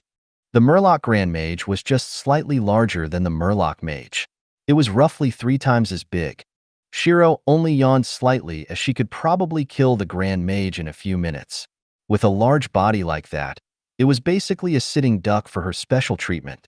Making herself an ice hammock, Shiro laid on her stomach as she watched Lyrica fight the boss at a leisurely pace. Since the Grand Mage was a huge target, Lyrica needed to make sure she abuses this as much as she can. Keep moving, don't stay in one place. Strike at the weak points and maybe make it hurt itself with his own magic. Lyrica thought as she dodged the mage's first strike. Dashing near the Achilles heel of the Murloc, she narrowed her eyes and slashed at them with her 2 daggers. She only frowned as she saw them leave only a faint shallow mark. Not staying in the same spot for longer than needed, Lyrica immediately made her way to the other leg and stabbed down with all of her strength. The same situation repeated itself as Lyrica only frowned, seeing that her overall strength was too low to penetrate the thick skin of the Murloc. Asterisk bam. The Murloc stomped down with his leg as a shockwave was sent out. URG. She couldn't help but groan at the hit. Sliding on the ground slightly, she stabilized herself. Lyrica felt the temperature rise as she saw a huge fireball shoot towards her. Taking a deep breath, she dashed around the impact zone as she had to grit her teeth from the heat. While her clothes didn't burn, she did feel like she was being cooked alive. Flicking her wrist, She flung a dagger at the leg as it embedded itself. Stepping on the dagger, Lyrica jumped up onto the Murloc's knee and recalled the dagger using the magnetic feature. Dodging a palm slap, Lyrica ran towards the hip tendon. If I can rip the hip tendon, I can destroy his mobility further to create more blind spots for me to take advantage of, she thought. Strengthening her grip on both daggers, she pushed power through her entire body as she used the skill, body reinforcement, a simple skill that boosts your physical potential in short bursts. *PFF. Dashing past the hip area, the daggers dug deep into the flesh as blood splattered everywhere. During this, Lyrica had lost her hold on the dagger due to the force and the blood attesting against her grip. Twisting her body, Lyrica recalled the dagger that was stuck in the Murloc's flesh. Catching the dagger, Lyrica paused for a moment as she had an epiphany. The dagger faced almost no resistance coming back to me. During the moment it came back to me, it had cut open more of the flesh since it was in the way. While it took a little bit more MP, the force of the dagger was something I couldn't output easily with my current strength. Perhaps if I were to make use of the magnetic function of the dagger, I can deal more damage to the boss, Lyrica thought. Shiro grinned, seeing the glint in Lyrica's eye. Standing up, Shiro decided to focus more since it was finally going to become interesting. Grabbing onto a branch, Lyrica swung herself upright as she wanted to test if she could propel the dagger away as well as pulling it back to her. Injecting her mana with the intent of repulsion, Lyrica smiled, feeling the daggers want to leave her hands. I'll need to time this correctly. Pull the dagger in and swing it before pushing it away to maximize the momentum carrying the dagger, she thought. She was about to try out her new idea when a flipper slapped towards her. Quickly using the branch to propel herself away, Lyrica frowned, seeing the mage slap the tree away. Even with the thick roots trying to secure the tree down, the mage was able to uproot it with ease. Thankfully, the mage was now lying on his stomach as he couldn't move one of his legs due to the severed tendon. Landing on the ground, Lyrica let go of one of the daggers and dashed toward mage. Injecting mana, the dagger flew towards her as Lyrica narrowed her eyes to make sure her timing was right. Now, twisting her body, she used the inertia of the dagger to slash towards the neck artery of the Grand Mage. *PFFF. The power behind the dagger caused a huge slash mark to stretch across the neck of the mage. Bingo! Lyrica grinned as her plan worked. With her attack plan working out, it didn't take too long for Lyrica to kill the boss. Not only was the boss unable to move, but most of his magic missed their target. Landing the final blow on the boss, Lyrica sat down heavily and laid on her back. *PA. A cold towel plotted on her face as she removed it to see a smiling Shiro. Congrats.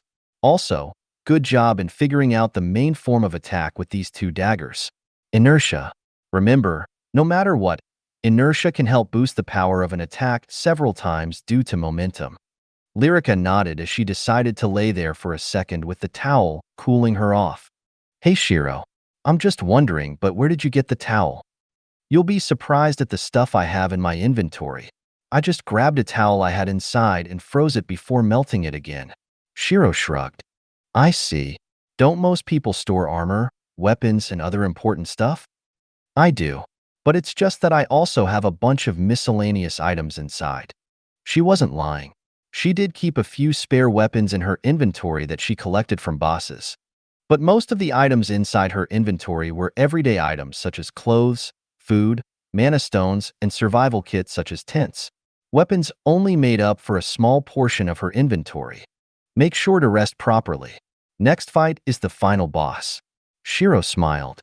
Sitting on a rock, she decided to make Lyrica her whip. She was a little confused at the type of whip Lyrica should use. There were several types, but the main ones were the unbarbed, barbed, and the bladed whips. The unbarbed were used mostly for torture, so that was off the list. Barbed whips offered greater attack speeds at the cost of lower damage, while the bladed whips were the opposite. They dealt greater damage at the cost of flexibility, weight, and speed. Depending on the situation, one would switch between the two whips. However, Shiro finds that annoying and a hassle to switch between whip types during battle. If I build the blades into the whip, The whip itself should be able to extrude and retract the blade length at will. She thought as this would essentially allow all three main whip types to be combined into one. Making sure Lyrica couldn't see the forging process, Shiro made the whip behind her back. Each segment of the whip must contain a micropiston that can extrude and retract the blades. The activator switch should be near the thumb for easy access. Each segment should be able to retract and lengthen the whip as well. This way the whip is able to switch between long-distance and short-distance combat with ease. The best way to do this is to have the nanobots further compact and reinforce the whip when it gets shorter. Imagining the structure of the whip, the empty husk in her hand right now had neon blue lights stretch across the body as the internal systems were being added. Making sure to add the disguise skill, Shiro smiled lightly. Orphenium-bladed whip LVL20, blue plus 25 sharpness, plus 25 bleed, plus 25 attack speed, plus 25 status chance. Passive skill, blade control, length configuration. Blade control, inject mana when pressing the button to control the length of the blades in each segment. The longer the blade, the more damage, but attack speed decrease proportionate to length. Length configuration, inject mana to lengthen or shorten the size of the whip. The longer it is, the more damage. The shorter it is, the more durability. Durability, 45, 000/45, 000. Standing up, Shiro walked over to Lyrica. Here, your whip for the next boss. Try to get a feeling for it. Shiro smiled as she passed it over. At this point, I'm not even surprised at the fact that you pull so many weapons out of your inventory. You can pull out an armory and I wouldn't care. Lyrica chuckled. Don't be so sure. Shiro thought, as she will eventually become a moving fortress with the amount of MP she'll have in the future. As Lyrica held the whip, something clicked inside her as a familiar feeling washed over her. Shiro paused seeing this change. They looked at each other as Lyrica felt her mind blown. You've got to be kidding me, she muttered. Give it a try. It's the only way we can be sure. Lyrica nodded as she walked over to the tree. Lengthening the whip, she injected mana and caused the blades to lengthen. Taking a deep breath, her aura became sharp as she flicked her wrist. Asterisk whoppish. The whip carved through the air as it sliced the tree in half. Just don't say anything, Shiro, Lyrica said, putting down the whip. Do you know how much I want to slap you right now? Who in actual hell has 2 hidden proficiencies? Shiro typed out as she was honestly surprised at the fact that Lyrica has 2 hidden proficiencies. Even in her past life, having discovered a hidden proficiency out of hundreds of millions could propel a nation's status no matter how bad the proficiency was. It was unthinkable to have 2, yet Lyrica had one of the most diverse proficiencies on top of that. I honestly don't know what kind of god blessed you or what you won from the gene pool, but I can say for a fact that so many would want to strangle you for your luck. You literally can't complain anymore about people being more talented because you are defying logic right now, Shiro said as Lyrica nodded. Though I feel a little off balance. Maybe 2 whips then, Shiro said as Lyrica nodded in agreement. Just practice with 1 whip for now. I'll give you the second one in a second, Shiro said as she planned to drink a potion to regain MP. Watching her practice, Shiro couldn't help but have ideas about Lyrica's new weapon. She has a combination of 2 proficiencies. This means her weapon is most definitely a ridiculous hybrid. The main problem is construction. I can't continue to give her my nano-craft weapons as they aren't the solution to everything. Maybe I should recruit Helion and try to help him become a better blacksmith, Shiro thought as a blueprint of the weapon was coming to her mind. A slim dual-ended blade that can separate and transform into whips or 2 swords.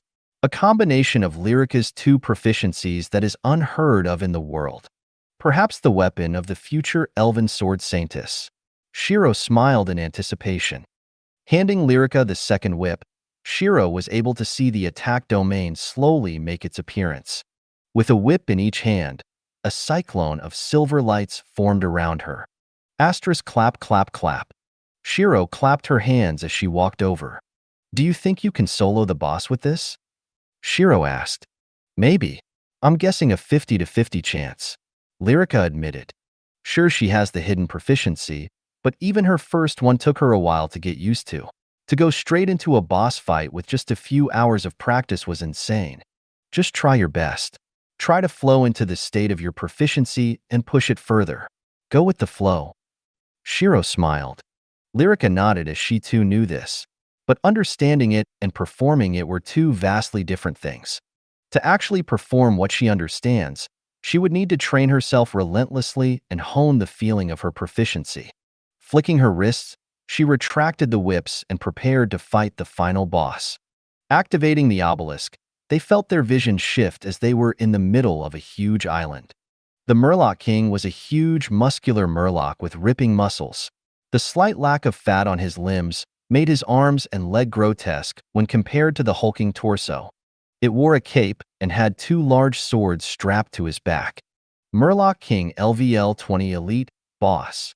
The guards were basically the heavy troops with slightly thicker armor. Murloc Royal Guard LVL-20. Jumping up high, Shiro made herself scarce as she watched the battle. Lyrica closed her eyes as she surrendered a little of her control to the proficiency. Her aura changed as she unfastened the two whips. The king flicked out his hand as two royal guards charged towards her. Asterisk whoppish. Pish. Two whip cracks rang out as Lyrica had managed to slice the eyes of the guards through their helmet. This caused them to fall over and clutch their eyes in pain. No need to kill them. Disable their sight and focus on the boss. Lyrica thought as she flicked her wrist. The whip shot towards the boss like a serpent hungering for prey. Asterisk clang. Even though Lyrica extended the blades at the last moment to increase their power, the king didn't even flinch as he blocked the whip with one of his swords. Flicking her wrist, Lyrica retracted her whip and dashed towards the king. She swung both her whips as they made a scissor motion. Asterisk clang clang. Seeing that the king decided to block, Lyrica smiled as she retracted the barbs in time for the whips to wrap around the sword. Pulling the sword apart, Lyrica created a gap in the king's defense. Kicking the king, she jumped back and unwrapped the whips from the swords. Twisting her body gracefully, she whipped upwards, causing two deep lacerations to appear on the king's body.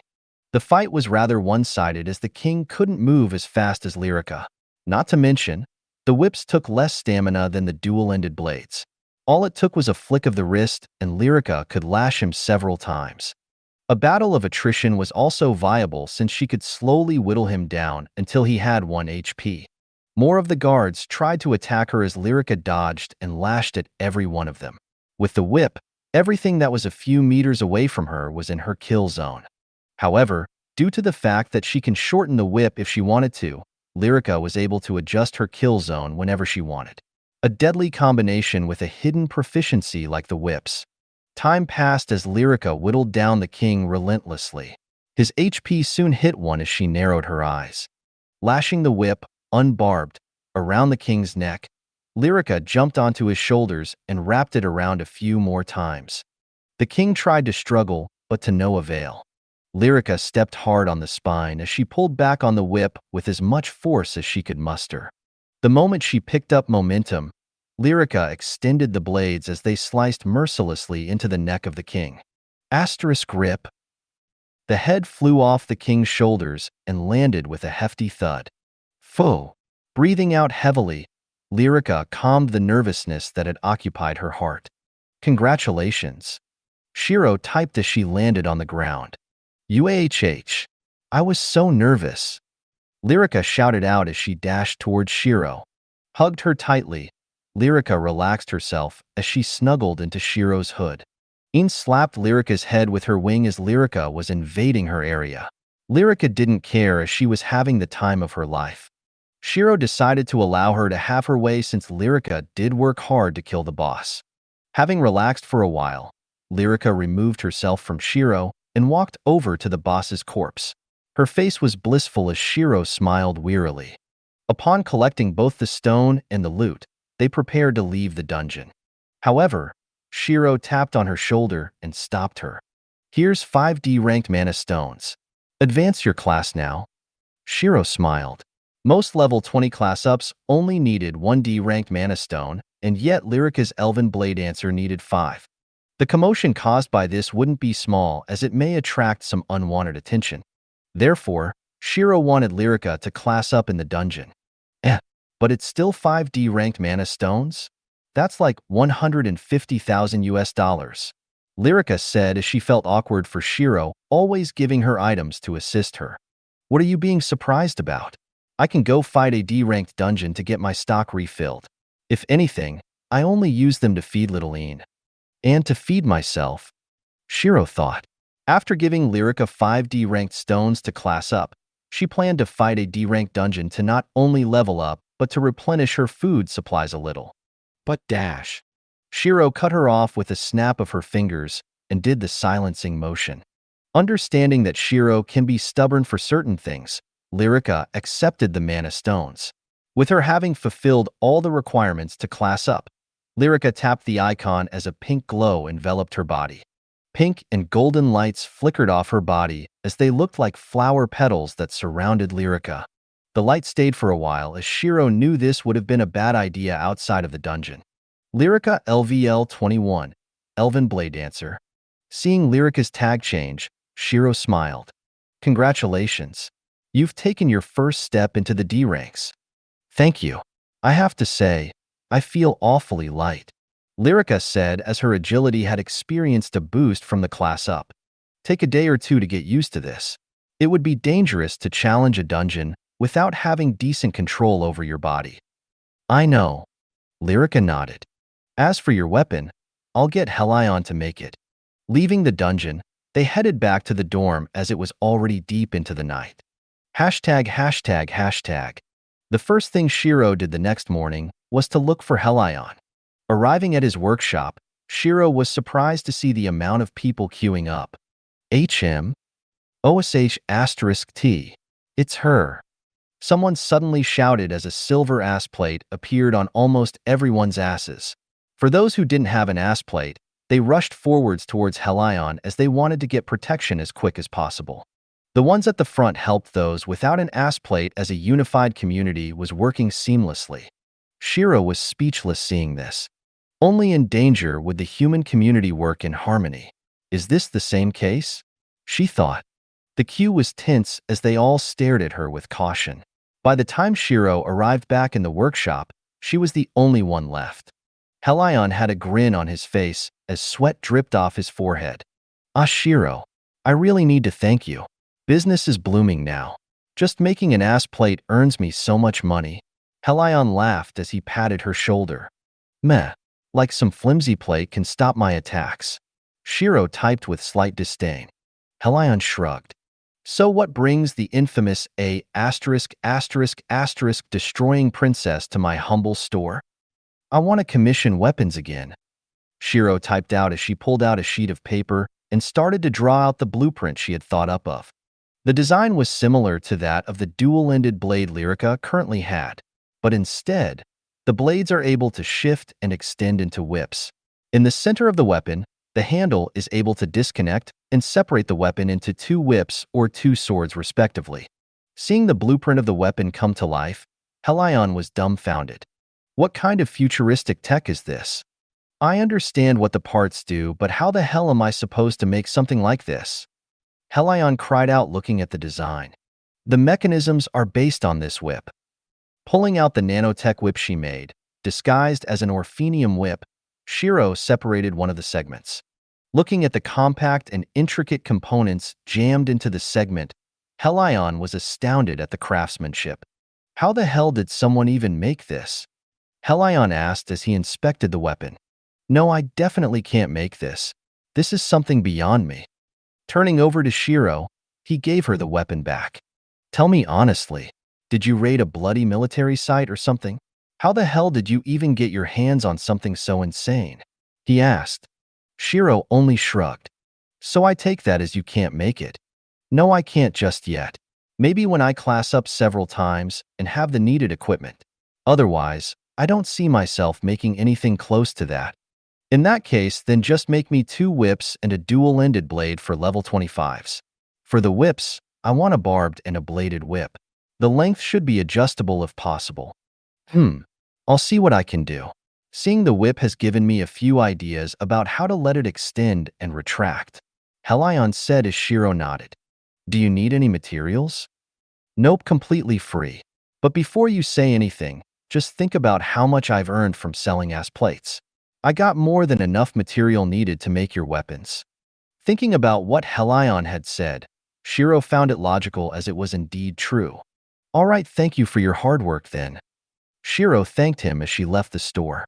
Her next step was her main task, to head to the Mages Association and find out her elemental attunement.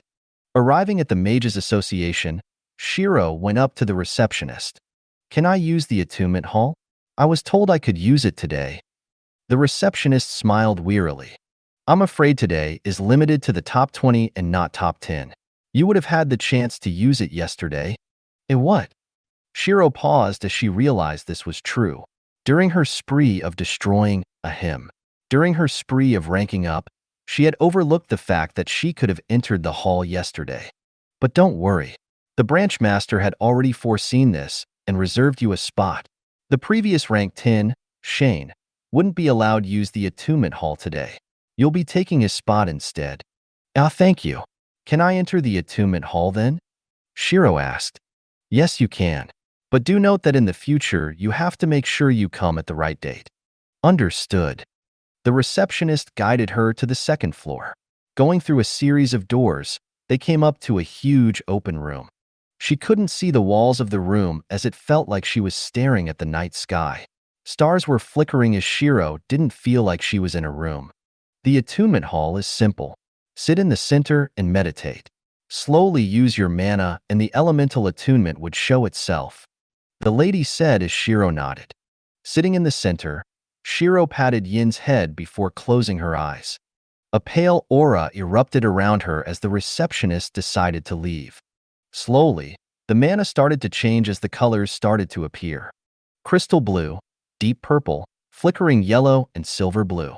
A total of 4 colors appeared as it fluctuated constantly. Crystal blue of ice, deep purple of the shadows, flickering yellow of lightning, and silver blue of metal. For colors swayed around in Shiro's aura as she herself was unaware. Right now, she was in a state of focus as she brought out the mana from deep within her. She dived deep into her basic mana construction as the stars above her glowed. The attunement halls were a special place. It was designed, crafted, and enhanced to allow one to awaken their elemental attunements. While most would awaken one, in the rare case of 2 elements, Shiro had 4 elements living in harmony inside her, each supporting each other and growing stronger at the same time, making up for one another's weaknesses. Originally, she should only have 2 elements, lightning and metal, due to her nanomancery. Ice came with her reincarnation into a snow girl, and shadow due to her contract with Een. As Shiro opened her eyes, she realized she wasn't in her own body anymore. The area around her was a strange mess of twisted colors, floating platforms, flickering orbs of light, and tendrils of mana swaying around gently. Am I tripping on some acid? Shiro muttered. Her body was strange as she was a light silhouette of what her body was. She could not move physically, but rather with intent. Focusing to move her body, Shiro frowned slightly. It feels a little strange, but I'll manage. Looking ahead of her, she saw 4 main platforms that were near her. She was about to walk ahead when she paused, realizing where she was. Right now she was inside her mana realm, the place which she draws her mana. She remembers seeing the mana realm in her past life. However, compared to what her previous mana realm looked like, her current mana realm right now was akin to a jumbled mess, hardly recognizable due to the broken links of colors which resulted in them being crammed together. Sticking out her hands, Shiro narrowed her eyes as clutched her palm. A batch of colors started to shake as Shiro focused on separating the link. However, no matter how hard she tried, they refused to budge. If the links were all sorted out, my mana efficiency would shoot through the roof. But why would my mana links be broken and scattered? Shiro frowned. Mana link, human or monster, are all aligned and connected. And whilst her elements were in harmony, they couldn't work to their best abilities. The effect may not be obvious in the low levels, but when she increases her level and gain higher tiered spells, The consumption would be many times greater than other people and monsters included. An example would be if someone could launch a catastrophic spell 5 times before they ran out of mana, she would only be able to launch it once or twice. And this was including her massive mana pool. Broken links and unorganized connections are a rare case. If broken at a high level, the surge of chaotic mana inside a person's body would cause them to die. However, to break the mana link, a few very careful steps need to be taken, as it would be hard to affect them otherwise. Not many would go out of their way to destroy the mana link, as you can just kill them instead. The only reason someone would do this is when they wanted the person to feel great pain before death. Shiro thought to herself, "Then why was I born with broken mana links?" She muttered. Broken mana links were a huge setback, as there were only a few ways to fix them. Sighing out heavily, Shiro decided to visit her elemental islands first. Elemental islands are beacons which helps you connect with the elements and enhance their power. The more developed your island was, the more powerful your elemental attunement became. Right now, each of her islands was bare, as there is nothing to help her connect better with the elements. The islands would eventually develop itself further over time. But right now, all of her elements, except for ice, was the lowest in the Tier 0 spectrum. Her ice, on the other hand, was at the peak of Tier 1 and almost reaching Tier 2. Landing on the ice island, Shiro sat down in the center. Crystal blue lights surged around her as a magic circle was being formed. Shiro frowned when she felt her fatigue increase at a horrendous pace. Broken mana links also obstruct the advancement of tiers, huh? Shiro thought. One would automatically be sent out of the mana realm should their fatigue hit a dangerous level. The worst part is that tiers had to be upgraded in one go. She couldn't just do it in parts. Taking a deep breath, she increased the amount of mana that surged towards her. The island started to tremble as the ice started to expand across the entire island. Shiro's body started to float upwards as she closed her eyes. A ball of crystal blue mana appeared around her like a shield. Clutching her hands, Shiro increased the buildup of mana as she had to grit her teeth, slightly feeling her fatigue almost reach the limit. Opening her eyes, she erupted out with a wave of mana that shattered the shield and turned the island into a frozen tundra. Kuh. Shiro coughed out a slight amount of blood as she was forced back into her body. Sweat was dripping from her forehead as she frowned. The broken links were obstructing her from upgrading the island. If she wanted to reach higher up in the tiers, she needed to fix her mana realm fast, or else there will be a point where she will no longer be able to tier up no matter how hard she tried. Wiping the blood from her lips, Shiro stood up weakly as she was heavily fatigued. In chirped in worry as she saw Shiro cough up blood. "I'm fine, don't worry." Shiro smiled and patted Yin's head. Check back on her status. She smiled, seeing that the upgrade was a success. Name, Shiro. Race, Snow Girl. Evolution criteria yet to be met. Title, Shadow Empress. Beginner monster. 0 out of 10 humans killed for title up. Level, 30. Class, Snow Girl. Star advancement in progress. Snowmancer. HP, 46, 200/46, 200. MP, 73, 700/73, 700. STR, 230, plus 85. VIT, 250-300, plus 70. INT, 400-450, plus 140. AGI, 340-400, plus 75. Dex, 260-300, plus 40. Def, 150, plus 135. Equals title bonus. Unassigned points, 0. Attunements. Ice Tier 2. Lightning Tier 0. Metal Tier 0. Shadow Tier 0. Balance 629,500 US. Equipment, tap to display. Skills. Snow Girl. Tier 2 Ice Magic, passive regeneration, blessed by ice. Snow Magic, faded snow movement, cold aura. Snowmancer. Dagger creation, nanotech engineering Tier 1. Sword creation, bow creation, heavy weapon creation. Other. Minimap, inspection, disguise, harden, equipment, lesser fear, equipment, mana barrier. With a Tier 2 attunement in ice, her abilities would gain a rough increase of 10% in damage and 10% efficiency. With this, she only had the bosses left to kill. Snow Girl. Kill 20 ice elemental-based LVL 30 bosses. 30 ice cores. Reach Tier 2 attunement in ice element. Wiping away her sweat, Shiro left the attunement halls. "Ah, Shiro," Mark called out after her. "Yes? You must have done your attunement, right? We'll need to register your attunement onto your ID," he said as he handed her a tablet. "I'll hide metal and lightning for now. Shadow will be obvious sooner or later when Ian evolves," Shiro thought as she entered Tier 2 Ice attunement and Tier 0 Shadow attunement. "Thank you." Mark smiled and took the tablet. While his outer appearance seemed to be composed, he was shocked deeply inside. She has 2 attunements? A shadow one as well. Perhaps her pet was the one who gave her the attunement. Then that means the pet is something special. He thought, "Are my 30 ice cores ready?" "Yes, we were about to send them, but you can collect them instead. Follow me," Mark said as Shiro nodded. As she was following Mark, she couldn't help but think about her broken mana links. No matter who or what, they will always be born with unharmed mana links. Yet hers was a jumble. This meant that it would be either a birth defect or something happened to this body before she occupied it. Snow girls/women were monsters that can be formed in a few ways. First was the natural way. Mana would gather near an icy location and slowly gain sentience. The next was the reconstruction kind.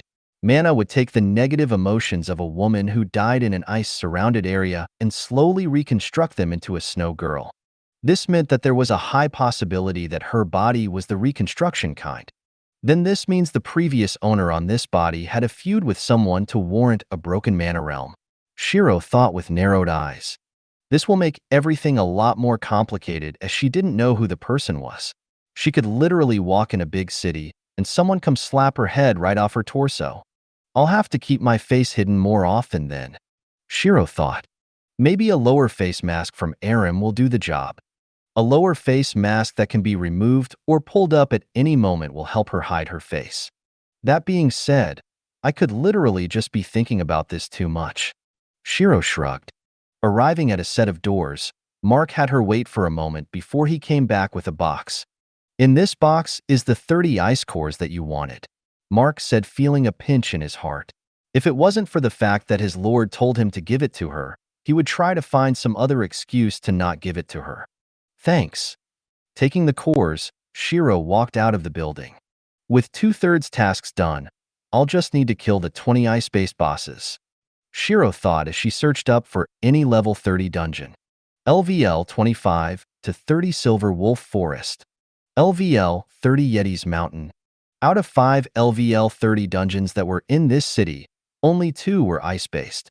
Silver wolves hunt in packs, which will be annoying, while every single one of the Yetis are like a mini-boss in itself. There were benefits to fighting either one, but Shiro wanted one that was quick and easy. She did have 20 bosses to kill after all. Eventually, Shiro decided with Yeti as it would be easier to target boss, whilst avoiding the mobs if they traveled outside of a group. Fighting the wolves would just be time-consuming and not to mention, stamina-consuming, also a pain in the ass. Returning to the dorms, Shiro knocked on Lyrica's door. "What's up?" Lyrica asked. "I'm going to be a little busy tomorrow, so I won't be in the dorm," Shiro typed, leaving out the fact that she was challenging a dungeon solo. "You're going to be challenging another D-ranked dungeon, aren't you?" "No. Don't lie. I know what you're like, Shiro. Just make sure you have supplies and stay safe," Lyrica said with a sigh. Shiro was a stubborn one. Lyrica knew that while many people would want to avoid danger, Shiro wanted danger to increase her level. How else would a 13-year-old be a level 30? Shiro patted Lyrica's head with a smile. "I got it, don't worry. I picked a dungeon that was weak against me." "All right. ####. Shiro left the dorm early and next morning as she arrived before the gate to Yeti's Mountain. Sneaking her way in, she made sure that none of the guards saw her. Her vision shifted as she saw where she was. As stated in the name, she was on top of a huge mountain. She could see dangerous cliff sides that would lead to one's death if they fell down it. The snow was falling gently as the ground was encased in layers of snow and ice. Normal adventurers would need to get special gear, just so that they could fight at a decent level in the dungeon. There were no obelisks here on the mountain. Every one of the bosses was at different heights as Shiro tilted her head and looked up. The mountain could be split into 3 areas of varying heights with the final boss at the very top of the mountain. Not only did the adventurers have to fight with unstable footing, but they also had to put up with lack of air, the biting cold, and the occasional blizzard that may happen. However, these did nothing to Shiro as she was unaffected by the conditions. Making herself a bow, Shiro stretched herself slightly before jogging up the mountain. She narrowed her eyes as she saw the first Yeti. Yeti LVL 30. HP 100 000/100 000. MP 100 000/100 000. The Yeti was roughly 2 meters tall with white fur and blue skin. Its neon blue eyes glowed in the snowfall as Shiro only smiled. Style Phantom Arts, Second Phantom, Speed Phantom. Her body flickered as she jumped to the side of the mountain. Kicking off the wall, Shiro pulled back on her bow as she aimed at the top of the Yeti's skull. Asterisk bang. The arrow shot downwards as it killed the Yeti in one go. The force of the arrow caused the ground to crack and shatter as Shiro landed not too far away. Walking up to the Yeti, Shiro harvested the mana stone before collecting the loot. The loot was mostly mediocre as they didn't provide her with any skill. Walking away from the Yeti, Shiro continued her way up the mountain. Looking up, Shiro narrowed her eyes as she contemplated about taking a shortcut. If I take the shortcut, I lose out on potential loot and levels. If I don't take a shortcut, it'll take longer to reach the boss. She thought as Een popped her head out. "What's up, little Een?" Shiro asked as she patted her head. Een opened her mouth as she gestured to it. "You want food?" Shiro asked as she pulled out a D-ranked mana stone. Een shook her head as Shiro understood what she wanted. "You want another C-ranked stone? It'll be wasted, you know." Shiro smiled wearily. Een tried to pull a pitiful face but failed as it caused Shiro to chuckle. "Fine. Here," she said as she pulled out the C-ranked mana stone. Een chirped happily as it ate the stone. A purple glow covered her body as Shiro realized that Een was leveling up again. Een LVL 10. HP 10 000/10 000. MP 25 000/25 000. Skills, Shadow Buff, Tier 1. Shiro raised an eyebrow seeing Yin's stats. "You finally got a skill." Shiro smiled as Een chirped in acknowledgement. However, she was a little too bloated to move. "Ah, did you eat that mana stone so you could level up?" Shiro asked. Een nodded. "How cute." Shiro chuckled as she tapped her round belly. Een could only surrender herself to Shiro's prodding as she couldn't move. "Fine, I'll stop poking you now." Shiro grinned, seeing tears form in Yin's eyes. Placing Een back into her hood, Shiro made sure to not nudge Een too much. The best thing about having a contract with Een was that she shared her skills. So in effect, she could share the Shadow Buff twice in her party. Shadow Buff, Tier 1. Plus 5% AGI, plus 10% stealth, and plus 5% elemental resistance for 10 minutes. Cost 1,000 MP. Cooldown 30 minutes. The best part of this skill was the elemental resistance. With both her and Een casting this, there will be a plus 10% elemental resistance to the party.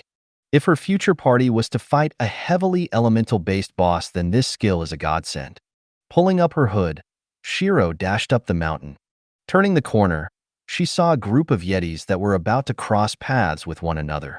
Knocking an arrow, Shiro narrowed her eyes and aimed the bow. Asterisk bang bang bang bang. Arrows continuously fired as each one hit the head of a Yeti with pinpoint accuracy. Sliding on her knees slightly, she dodged the attack of a Yeti and fired an arrow towards his spine. Asterisk bang. The body was ripped in half as Shiro breathed out heavily.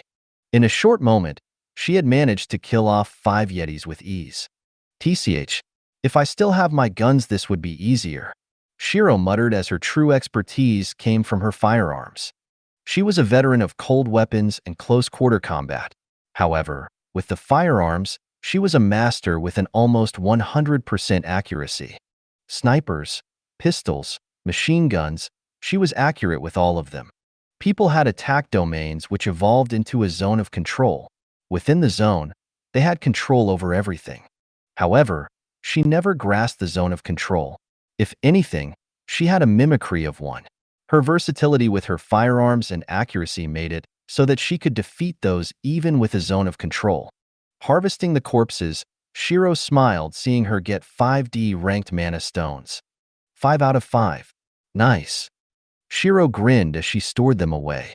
Keeping the bow in her hands, she waited for her MP to regenerate. The only downside to her bow right now was that each arrow took a minimum of 1k MP and at least 5k MP each to one-shot the Yetis. And this was when she aimed for the weak points. If she missed a shot, which was rare, it would have just been a waste of 5k MP. A dangerous amount when taking into account the fact that 5k was equal to almost 15% of her total MP. Once her MP had regenerated, Shiro continued her hunt. ####. Name, Shiro. Race, Snow Girl, evolution criteria yet to be met. Title, Shadow Empress, beginner monster, 0 out of 10 humans killed for title up. Level, 31. Class, Snow Girl, star advancement in progress, Snowmancer. HP, 50, 000/50, 000. MP, 82, 500/82, 500. STR, 250-300, plus 95. VIT, 330, plus 70. INT, 480-500, plus 160. AGI, 430-460, plus 95. DEX, 310-360, plus 20. DEF, 170, plus 115, equals title bonus. Unassigned points, 0. Attunements, Ice Tier 2. Lightning Tier 0. Metal Tier 0. Shadow Tier 0. Balance, 1,120,000 US$. Equipment, tap to display. Skills, Snow Girl. Tier 2 Ice Magic, passive regeneration, blessed by ice. Snow Magic, faded snow movement, cold aura. Snowmancer, dagger creation, nanotech engineering Tier 1, sword creation, bow creation, heavy weapon creation. Other, minimap, inspection, disguise, lesser fear, equipment, mana barrier, strengthen, equipment. Shared skills, shadow buff, Tier 1. On the way to the first boss, Shiro had made sure she killed each and every one of the Yetis that came her way. Unfortunately, due to the nature of the bow, Shiro lamented the fact that she couldn't exploit a certain weakness. If she did, she would have opened herself up to an attack. And while she could use ice, it would be a lot less effective and consume too much mana. Inserting more mana into the bow, Shiro looked towards where the boss was. Currently, she was below the boss area so she couldn't see the boss. But that didn't stop her as an arrow was formed in her hands using nanobots. Knocking the arrow, Shiro shot it upwards with barely any force. Only enough to be around eye level with the area and nothing more. Clutching her hands, the arrow expanded into a mirror. Narrowing her eyes, Shiro made sure to see if there were any obvious weaknesses. The boss was a stereotypical Yeti with a few minor differences. There were neon blue patterns spread out across his body, for horns and ice spikes on the elbows and spine. His arms were abnormally long as they reached all the way down to his feet. In addition to this, his arm had 2 elbows. Small eyes, which means bad vision. His nose is quite big so he may rely on smell. No ears so he can't hear. Attack range should be quite far due to his arms. Shiro thought as the mirror fell back down. I can try to supercharge an arrow and shoot it towards his ass through the mountain, but that has a high chance of missing. Not to mention, the power would decrease by a lot. She sighed as she disassembled the mirror. Little Ian, hold tight, okay? I'll be fighting a boss. Shiro warned as Een nodded. Giving her body a stretch, Shiro narrowed her eyes before dashing up the face of the cliff and towards the boss. Een style Phantom Arts. Second Phantom equals Speed Phantom. Her body flickered as she climbed higher. Knocking an arrow, Shiro charged it full with MP. This should do for now. She thought his 7.5 KMP was charged in it. She wasn't naive enough to think that this would be able to one-shot the boss, but rather, to try to deal as much damage as she could at the start. The boss's defenses would be lowered at the start. Therefore, this was the best chance to heavily injure it. Jumping over the cliff edge, Shiro saw the boss and pulled back in her bow. The arrow was shaking as if begging to be fired. Asterisk boom. Smashing into the cervical spine just under the skull, the arrow smashed the Yeti into the side of the mountain. Landing softly, Shiro didn't let up as she made another mana arrow. Asterisk boom. Just as the Yeti climbed out of the wall, the second arrow shot against his torso and sent him back. Lightning and metal twisted in her palms as Shiro made a nanotech arrow. Aiming upwards, Shiro shot the arrow. Asterisk pish pish pish. The arrow started to break apart as it formed into several smaller arrows. There were tiny rockets that were attached to the tip as they propelled towards the Yeti. Asterisk boom boom boom boom. Each of the arrows was an explosive type arrow as cracks started to spread further on the cliff face. Asterisk Yura. A furious roar rang out as Shiro grinned. Tigress Yeti LVL 30 Elite, enraged. HP 232 000/500 000. MP 200 000/200 000. Little bit more than half health taken off, huh? I can take that, Shiro muttered with a smile. Knocking another arrow, she was about to fire when the Yeti launched a huge chunk of the wall at her. Quickly rolling to the side, she dodged the wall and aimed once more. The Yeti didn't give her a break as he had already jumped towards her, about to smash down with his hands. Shiro narrowed her eyes as she slammed her palms down. Asterisk boom. The giant wall of ice shot upwards, slamming heavily into the Yeti's body. While her ice could deal minimal damage, she could still at least use it as protection. MP 58 250/82 500. Shiro frowned slightly at her MP drainage. A little unexpected, but not too bad. She thought, with his reach, I should continue to bombard him with arrows. Knocking an arrow, Shiro closed one of her eyes and aimed at the Yeti. Mana continued to be inserted into the arrow as the Yeti ran towards her with anger. Aiming carefully, Shiro released the arrow when she had a good shot. Asterisk bang. The arrow pierced the Yeti's right eye before smashing through the brain. The Yeti walked for a little more before collapsing in front of Shiro's feet. When the arrow was fired, she made sure the arrow acted like a drill to increase the piercing power. Not to mention the fact that 10 KMP was injected into the thing. Pulling out the mana stone, Shiro collected the body. Most of the loot consisted of miscellaneous items, while there were only a few worthwhile items. However, the best item in the pile of loot was the Elemental Orb. Elemental Orb, Ice type. Fused together with a weapon or armor to give it an ice property. Elemental orbs were quite in demand as higher level ones give you the more powerful versions of the elements. While she couldn't use this since she had no need for it, it would be an amazing tool for blacksmiths like Helion. He would be able to either infuse this into a weapon or armor with pretty high amount of efficiency. I should probably give this to him for Lyrica's next weapon. Having an ice property would allow her to crowd control the enemies better. Shiro muttered, storing away the items. Sadly, her level didn't increase, but that was fine. She still had quite a distance to travel before she reached the final boss. However, before she could leave, Een jumped out of her hood and flew towards a corner of the boss arena. Little Een? Shiro called out, curious. Een landed near an ice boulder before chirping to Shiro. Walking over, she picked Een up. You want this boulder? She asked. Een shook her head as she made a smashing motion. You want me to break it? Shiro asked as Een nodded. Not sure why Een wanted her to break the boulder, but it wasn't too much trouble for her. Making a nanotech hammer, Shiro jumped up as a rocket behind the hammer increased her momentum. Asterisk boom.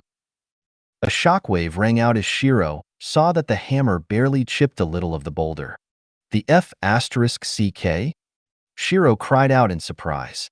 For the ice boulder to resist her hammer to this extent means that it was something extraordinary. Shiro narrowed her eyes as she placed Een down. Little Een, careful, okay? I'm going to give this rock hell, Shiro said as Een nodded. Stepping back slightly, Shiro adjusted her grip on the hammer. Dashing forwards, Shiro jumped up and twisted her body. Een-style Phantom Arts, third Phantom, counterweight Phantom. In addition to the counterweight Phantom, Shiro also used the rocket to increase her momentum further. Asterisk boom. The impact caused the ground to shake, causing Shiro to grit her teeth. The smash only caused a few fractures to spread out while some of the force still traveled through her body due to the rebound. What the hell is up with this stupid boulder? Shiro said as she gave it a kick. Making a skilled chip in her hands, she inserted it into the hammer. Flame Spirit Enhancement, Power Loader, Shock Multiplier, Blast Shell, adding 4 skills that not only increase the power output, but also the elemental weakness.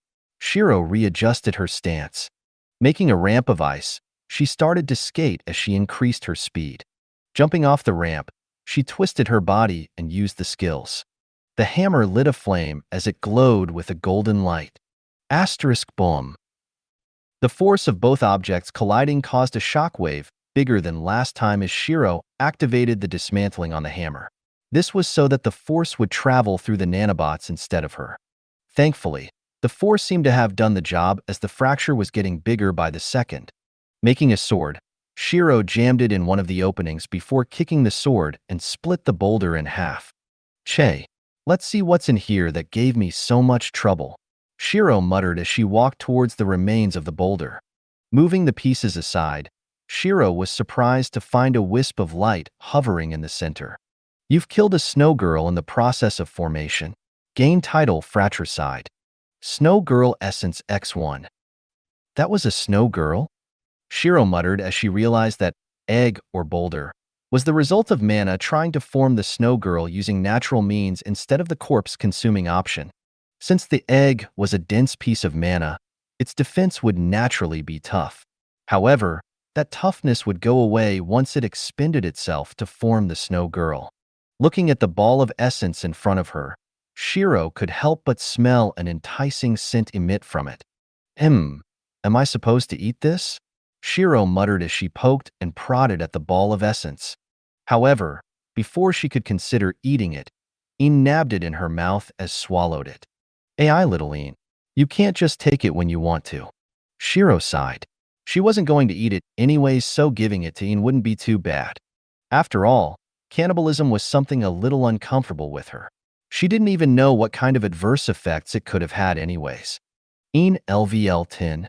HP 10 000/10 000.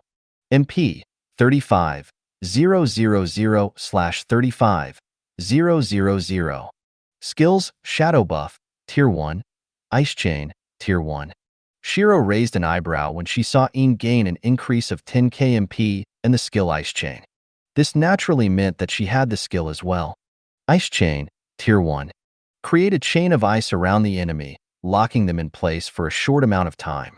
Cost 3000 MP. Duration 10 seconds. Varies depending on strength. Cooldown 1 minute. Interesting. Shiro muttered as it was a rare occasion that a mage would have a specific spell skill. Mages would normally get skills like Tier 1 Ice Magic or the such. For a specific skill like Ice Chain, it would mean the power output of the skill would be higher. Compared to an Ice Chain made from the Tier 1 Ice Magic, the Ice Chain skill would be around 10% to 20% better. Good job, Een. Next time you can help me by locking down the enemies. Shiro smiled as Een was ecstatic from finally being able to help Shiro. Placing Een back into her hood, Shiro decided to check out the new title Fratricide. Fratricide, you've killed a member/sibling of your own race. Plus 10% hate from snow girls. Plus 10% respect from snow woman. I suppose if you think about it, All mana-based monsters are siblings since they came from the same source. That being said, why am I getting 10% respect from Snow Woman? Shiro mutter. Perhaps it's to do with the hierarchy. Strong eat the weak. The Snow Woman goes through a myriad of challenges to get to where they are. So I suppose killing a member of one's race isn't that uncommon. Shiro thought. Dusting herself, she continued her way up the mountain. Shiro narrowed her eyes when she saw the first Yeti after the boss. Each of them were much slimmer and had a more elongated body. Een chirped in excitement as it couldn't wait to test out her new skill. Give me a moment, okay, Een? Shiro smiled as Een nodded. Knocking an arrow, Shiro crouched as she aimed at the Yeti. Since they're slimmer, that means their speed must have increased as well. If I have Een help me restrain them for a moment, this will make things a lot easier. Little Een, restrain him when I say go, Shiro said as Een nodded and started to fly upwards. Go! *CRRR. Ice chains shot out from beneath the Yeti's feet as it wrapped around the legs, torso, arms, and head. *Boom. Shiro shot her arrow the moment she saw this. The Yeti couldn't dodge as the arrow drilled through the Yeti's skull, killing it instantly. Nice job, little Een. Shiro praised with a smile as Een danced happily on her shoulder. Harvesting the Yeti, Shiro and Een continued their murder streak all the way up the mountain. There was a moment when more than one Yeti appeared, but it was dealt with simply. Shiro would first shoot one of them before Een chained up the other one. With the second one chained, she would take the chance to kill it as well. And just in case a third Yeti came, Shiro had her ice chain ready and waiting too. Now with Een being able to help out in the fight, a portion of the EXP went to her as her level jumped upwards. Whether or not it was due to Een being very powerful because of her race, or the fact that she isn't getting as much EXP, Een was only able to level up one time even though they killed so many. Een LVL 11, HP 11, 000/11, 000, MP 2, 000/37, 000. Skills, Shadow Buff, Tier 1, Ice Chain, Tier 1. The level had given Een 1k in HP and 2k in MP. Taking a moment for both her and Een to regenerate back to full, they walked towards the second boss. Hiding behind a wall, Shiro peeked at the second boss. The boss was a hulking mass of flesh compared to the first boss. Its height measuring up to around 3 meters tall, hulking muscles and 2 gigantic horns that looked like spears. Yeti Berserker LVL 30 Elite. HP 700, 000/700, 000. MP 100, 000/100, 000. Say, little Een, doesn't this guy look more like a bipedal bull than a Yeti? Shiro asked as Een nodded. All right, you know the idea. Let's go, Shiro said as Een nodded. In the time they had been fighting, Een managed to grasp the timing slightly, which made it easier for Shiro. She didn't need to shout out go all the time. Dashing towards the Yeti Berserker, Shiro knocked an arrow in her bow. *CRCR. Ice chains sprang up from the ground as Een used her skill. Making herself a ramp, Shiro jumped upwards and aimed at one of the Berserker's shoulder tendons. *Butchie. The arrow severed the tendon easily as Shiro landed near his feet. Lightning and metal erupted out of the bow as a blade was made on one of the edges. Twisting her body, Shiro cut towards the tendon by the heel of the Berserker. *Boom. The Yeti knelt down heavily as Shiro dismissed the bow and made a whip in her hands. Lashing the whip around the neck of the Berserker, Shiro wrapped the other end around the legs. Injecting mana to retract the whip, the Berserker fell on his back. Lightning sparked in Shiro's hand as she jumped up. A greatsword was formed as she had printed several power-type skills into the greatsword. Twisting her body in midair, Shiro glared at the Berserker with cold eyes as she swung the blade. Een-style Phantom Arts, 3rd Phantom plus 4th Phantom. Combining both Counterweight Phantom and Internal Feasting Phantom, Shiro increased her destructive power further. *Boom. A crater was formed under the Berserker's head as Shiro had aimed for the neck. However, She frowned when she saw the previous wounds heal back up along with the neck wound. Tisk, monster skill, rejuvenation. Shiro frowned as she knew this skill. Rejuvenation was a skill that regenerated all damage sustained in the past 5 seconds to a certain degree. This skill was a common skill that appeared in the skill set of heavy attack type monsters. The skill was annoying to go against if the monster was higher level since they were smarter and knew how to use the skill to its full effect. The worst part was that during the time the skill was casted, the monster would have a barrier proportionate to 200% of his health for 3 seconds. This protected it during the time it was recovering. Flipping off the stomach of the berserker, Shiro saw the ice chains break as the berserker glared at her with bloodshot eyes. Stomping down, Shiro didn't let it have the chance to attack her. A blizzard started to pick up pace as Shiro's body was hidden in the blizzard. Activating Fated Snow movement to gain an increase in speed, she circled around the Yeti. Asterisk boom. Smashing down with its fists, the Yeti cracked the ground as he didn't give Shiro the chance to attack it again. Musclehead. Shiro cursed as the berserker's solution to her attack was to attack everything and anything around it, even if it was wasted effort. Dashing away from the berserker, Shiro aimed her hands up in the air before clutching them. A gate frame made from ice slowly appeared as she slammed her hand down. The gate shot towards the berserker as it pinned it down from the neck. Asterisk boom.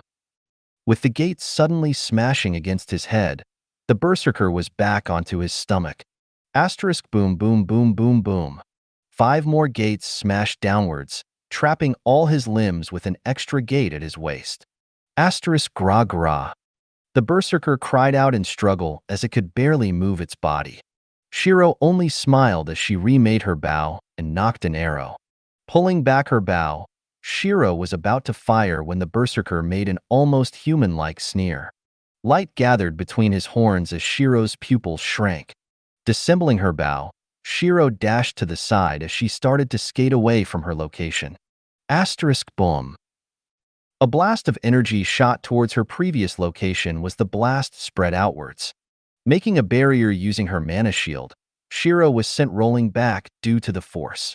It was only after a few rolls did she slow down. Flipping back onto her feet, Shiro frowned when she looked at her current stats. HP, 38, 000/50, 000. MP, 0/82, 500. This was the first time in a while that she had taken damage as Shiro wasn't pleased. The sheer fact that the berserker had rejuvenation surprised her. However, what shocked her more was the fact that it even had the tier-up version of the breath attack. It wasn't strange for a D rank to have a breath attack, but for the berserker to have a top tier 2 out of 3 breath attack was insane. If she was hit by that full-on, she would have moved definitely died. Quickly stuffing an MP potion into her mouth, Shiro dashed towards the berserker. She needed to take it out quickly before it pulled out another insane skill from his ass. Remaking the bow, Shiro made sure it was a heavy bow this time, one that boasted the strongest attack power in her arsenal right now. Drawing back on the strings, mana twisted into an arrow. Holding the string back, the amount of mana charged in the arrow continued to grow as the berserker was trying its hardest to struggle out of the gates. Seeing the gates cracking, Shiro knew she had to attack it soon. Injecting a few skill chips into the bow, Shiro activated them all. Piercing blow, enhanced power, latent power, attack boost, rotating shot, asterisk boom. The recoil of the arrow being shot sent Shiro sliding back as it pierced the berserker through the entire length of his body, the entering point being the mouth. It was only when she saw a clean hole through the berserker did Shiro relax slightly. Thank you for watching. I hope you enjoyed today's episode. If you did, please like, share, and subscribe.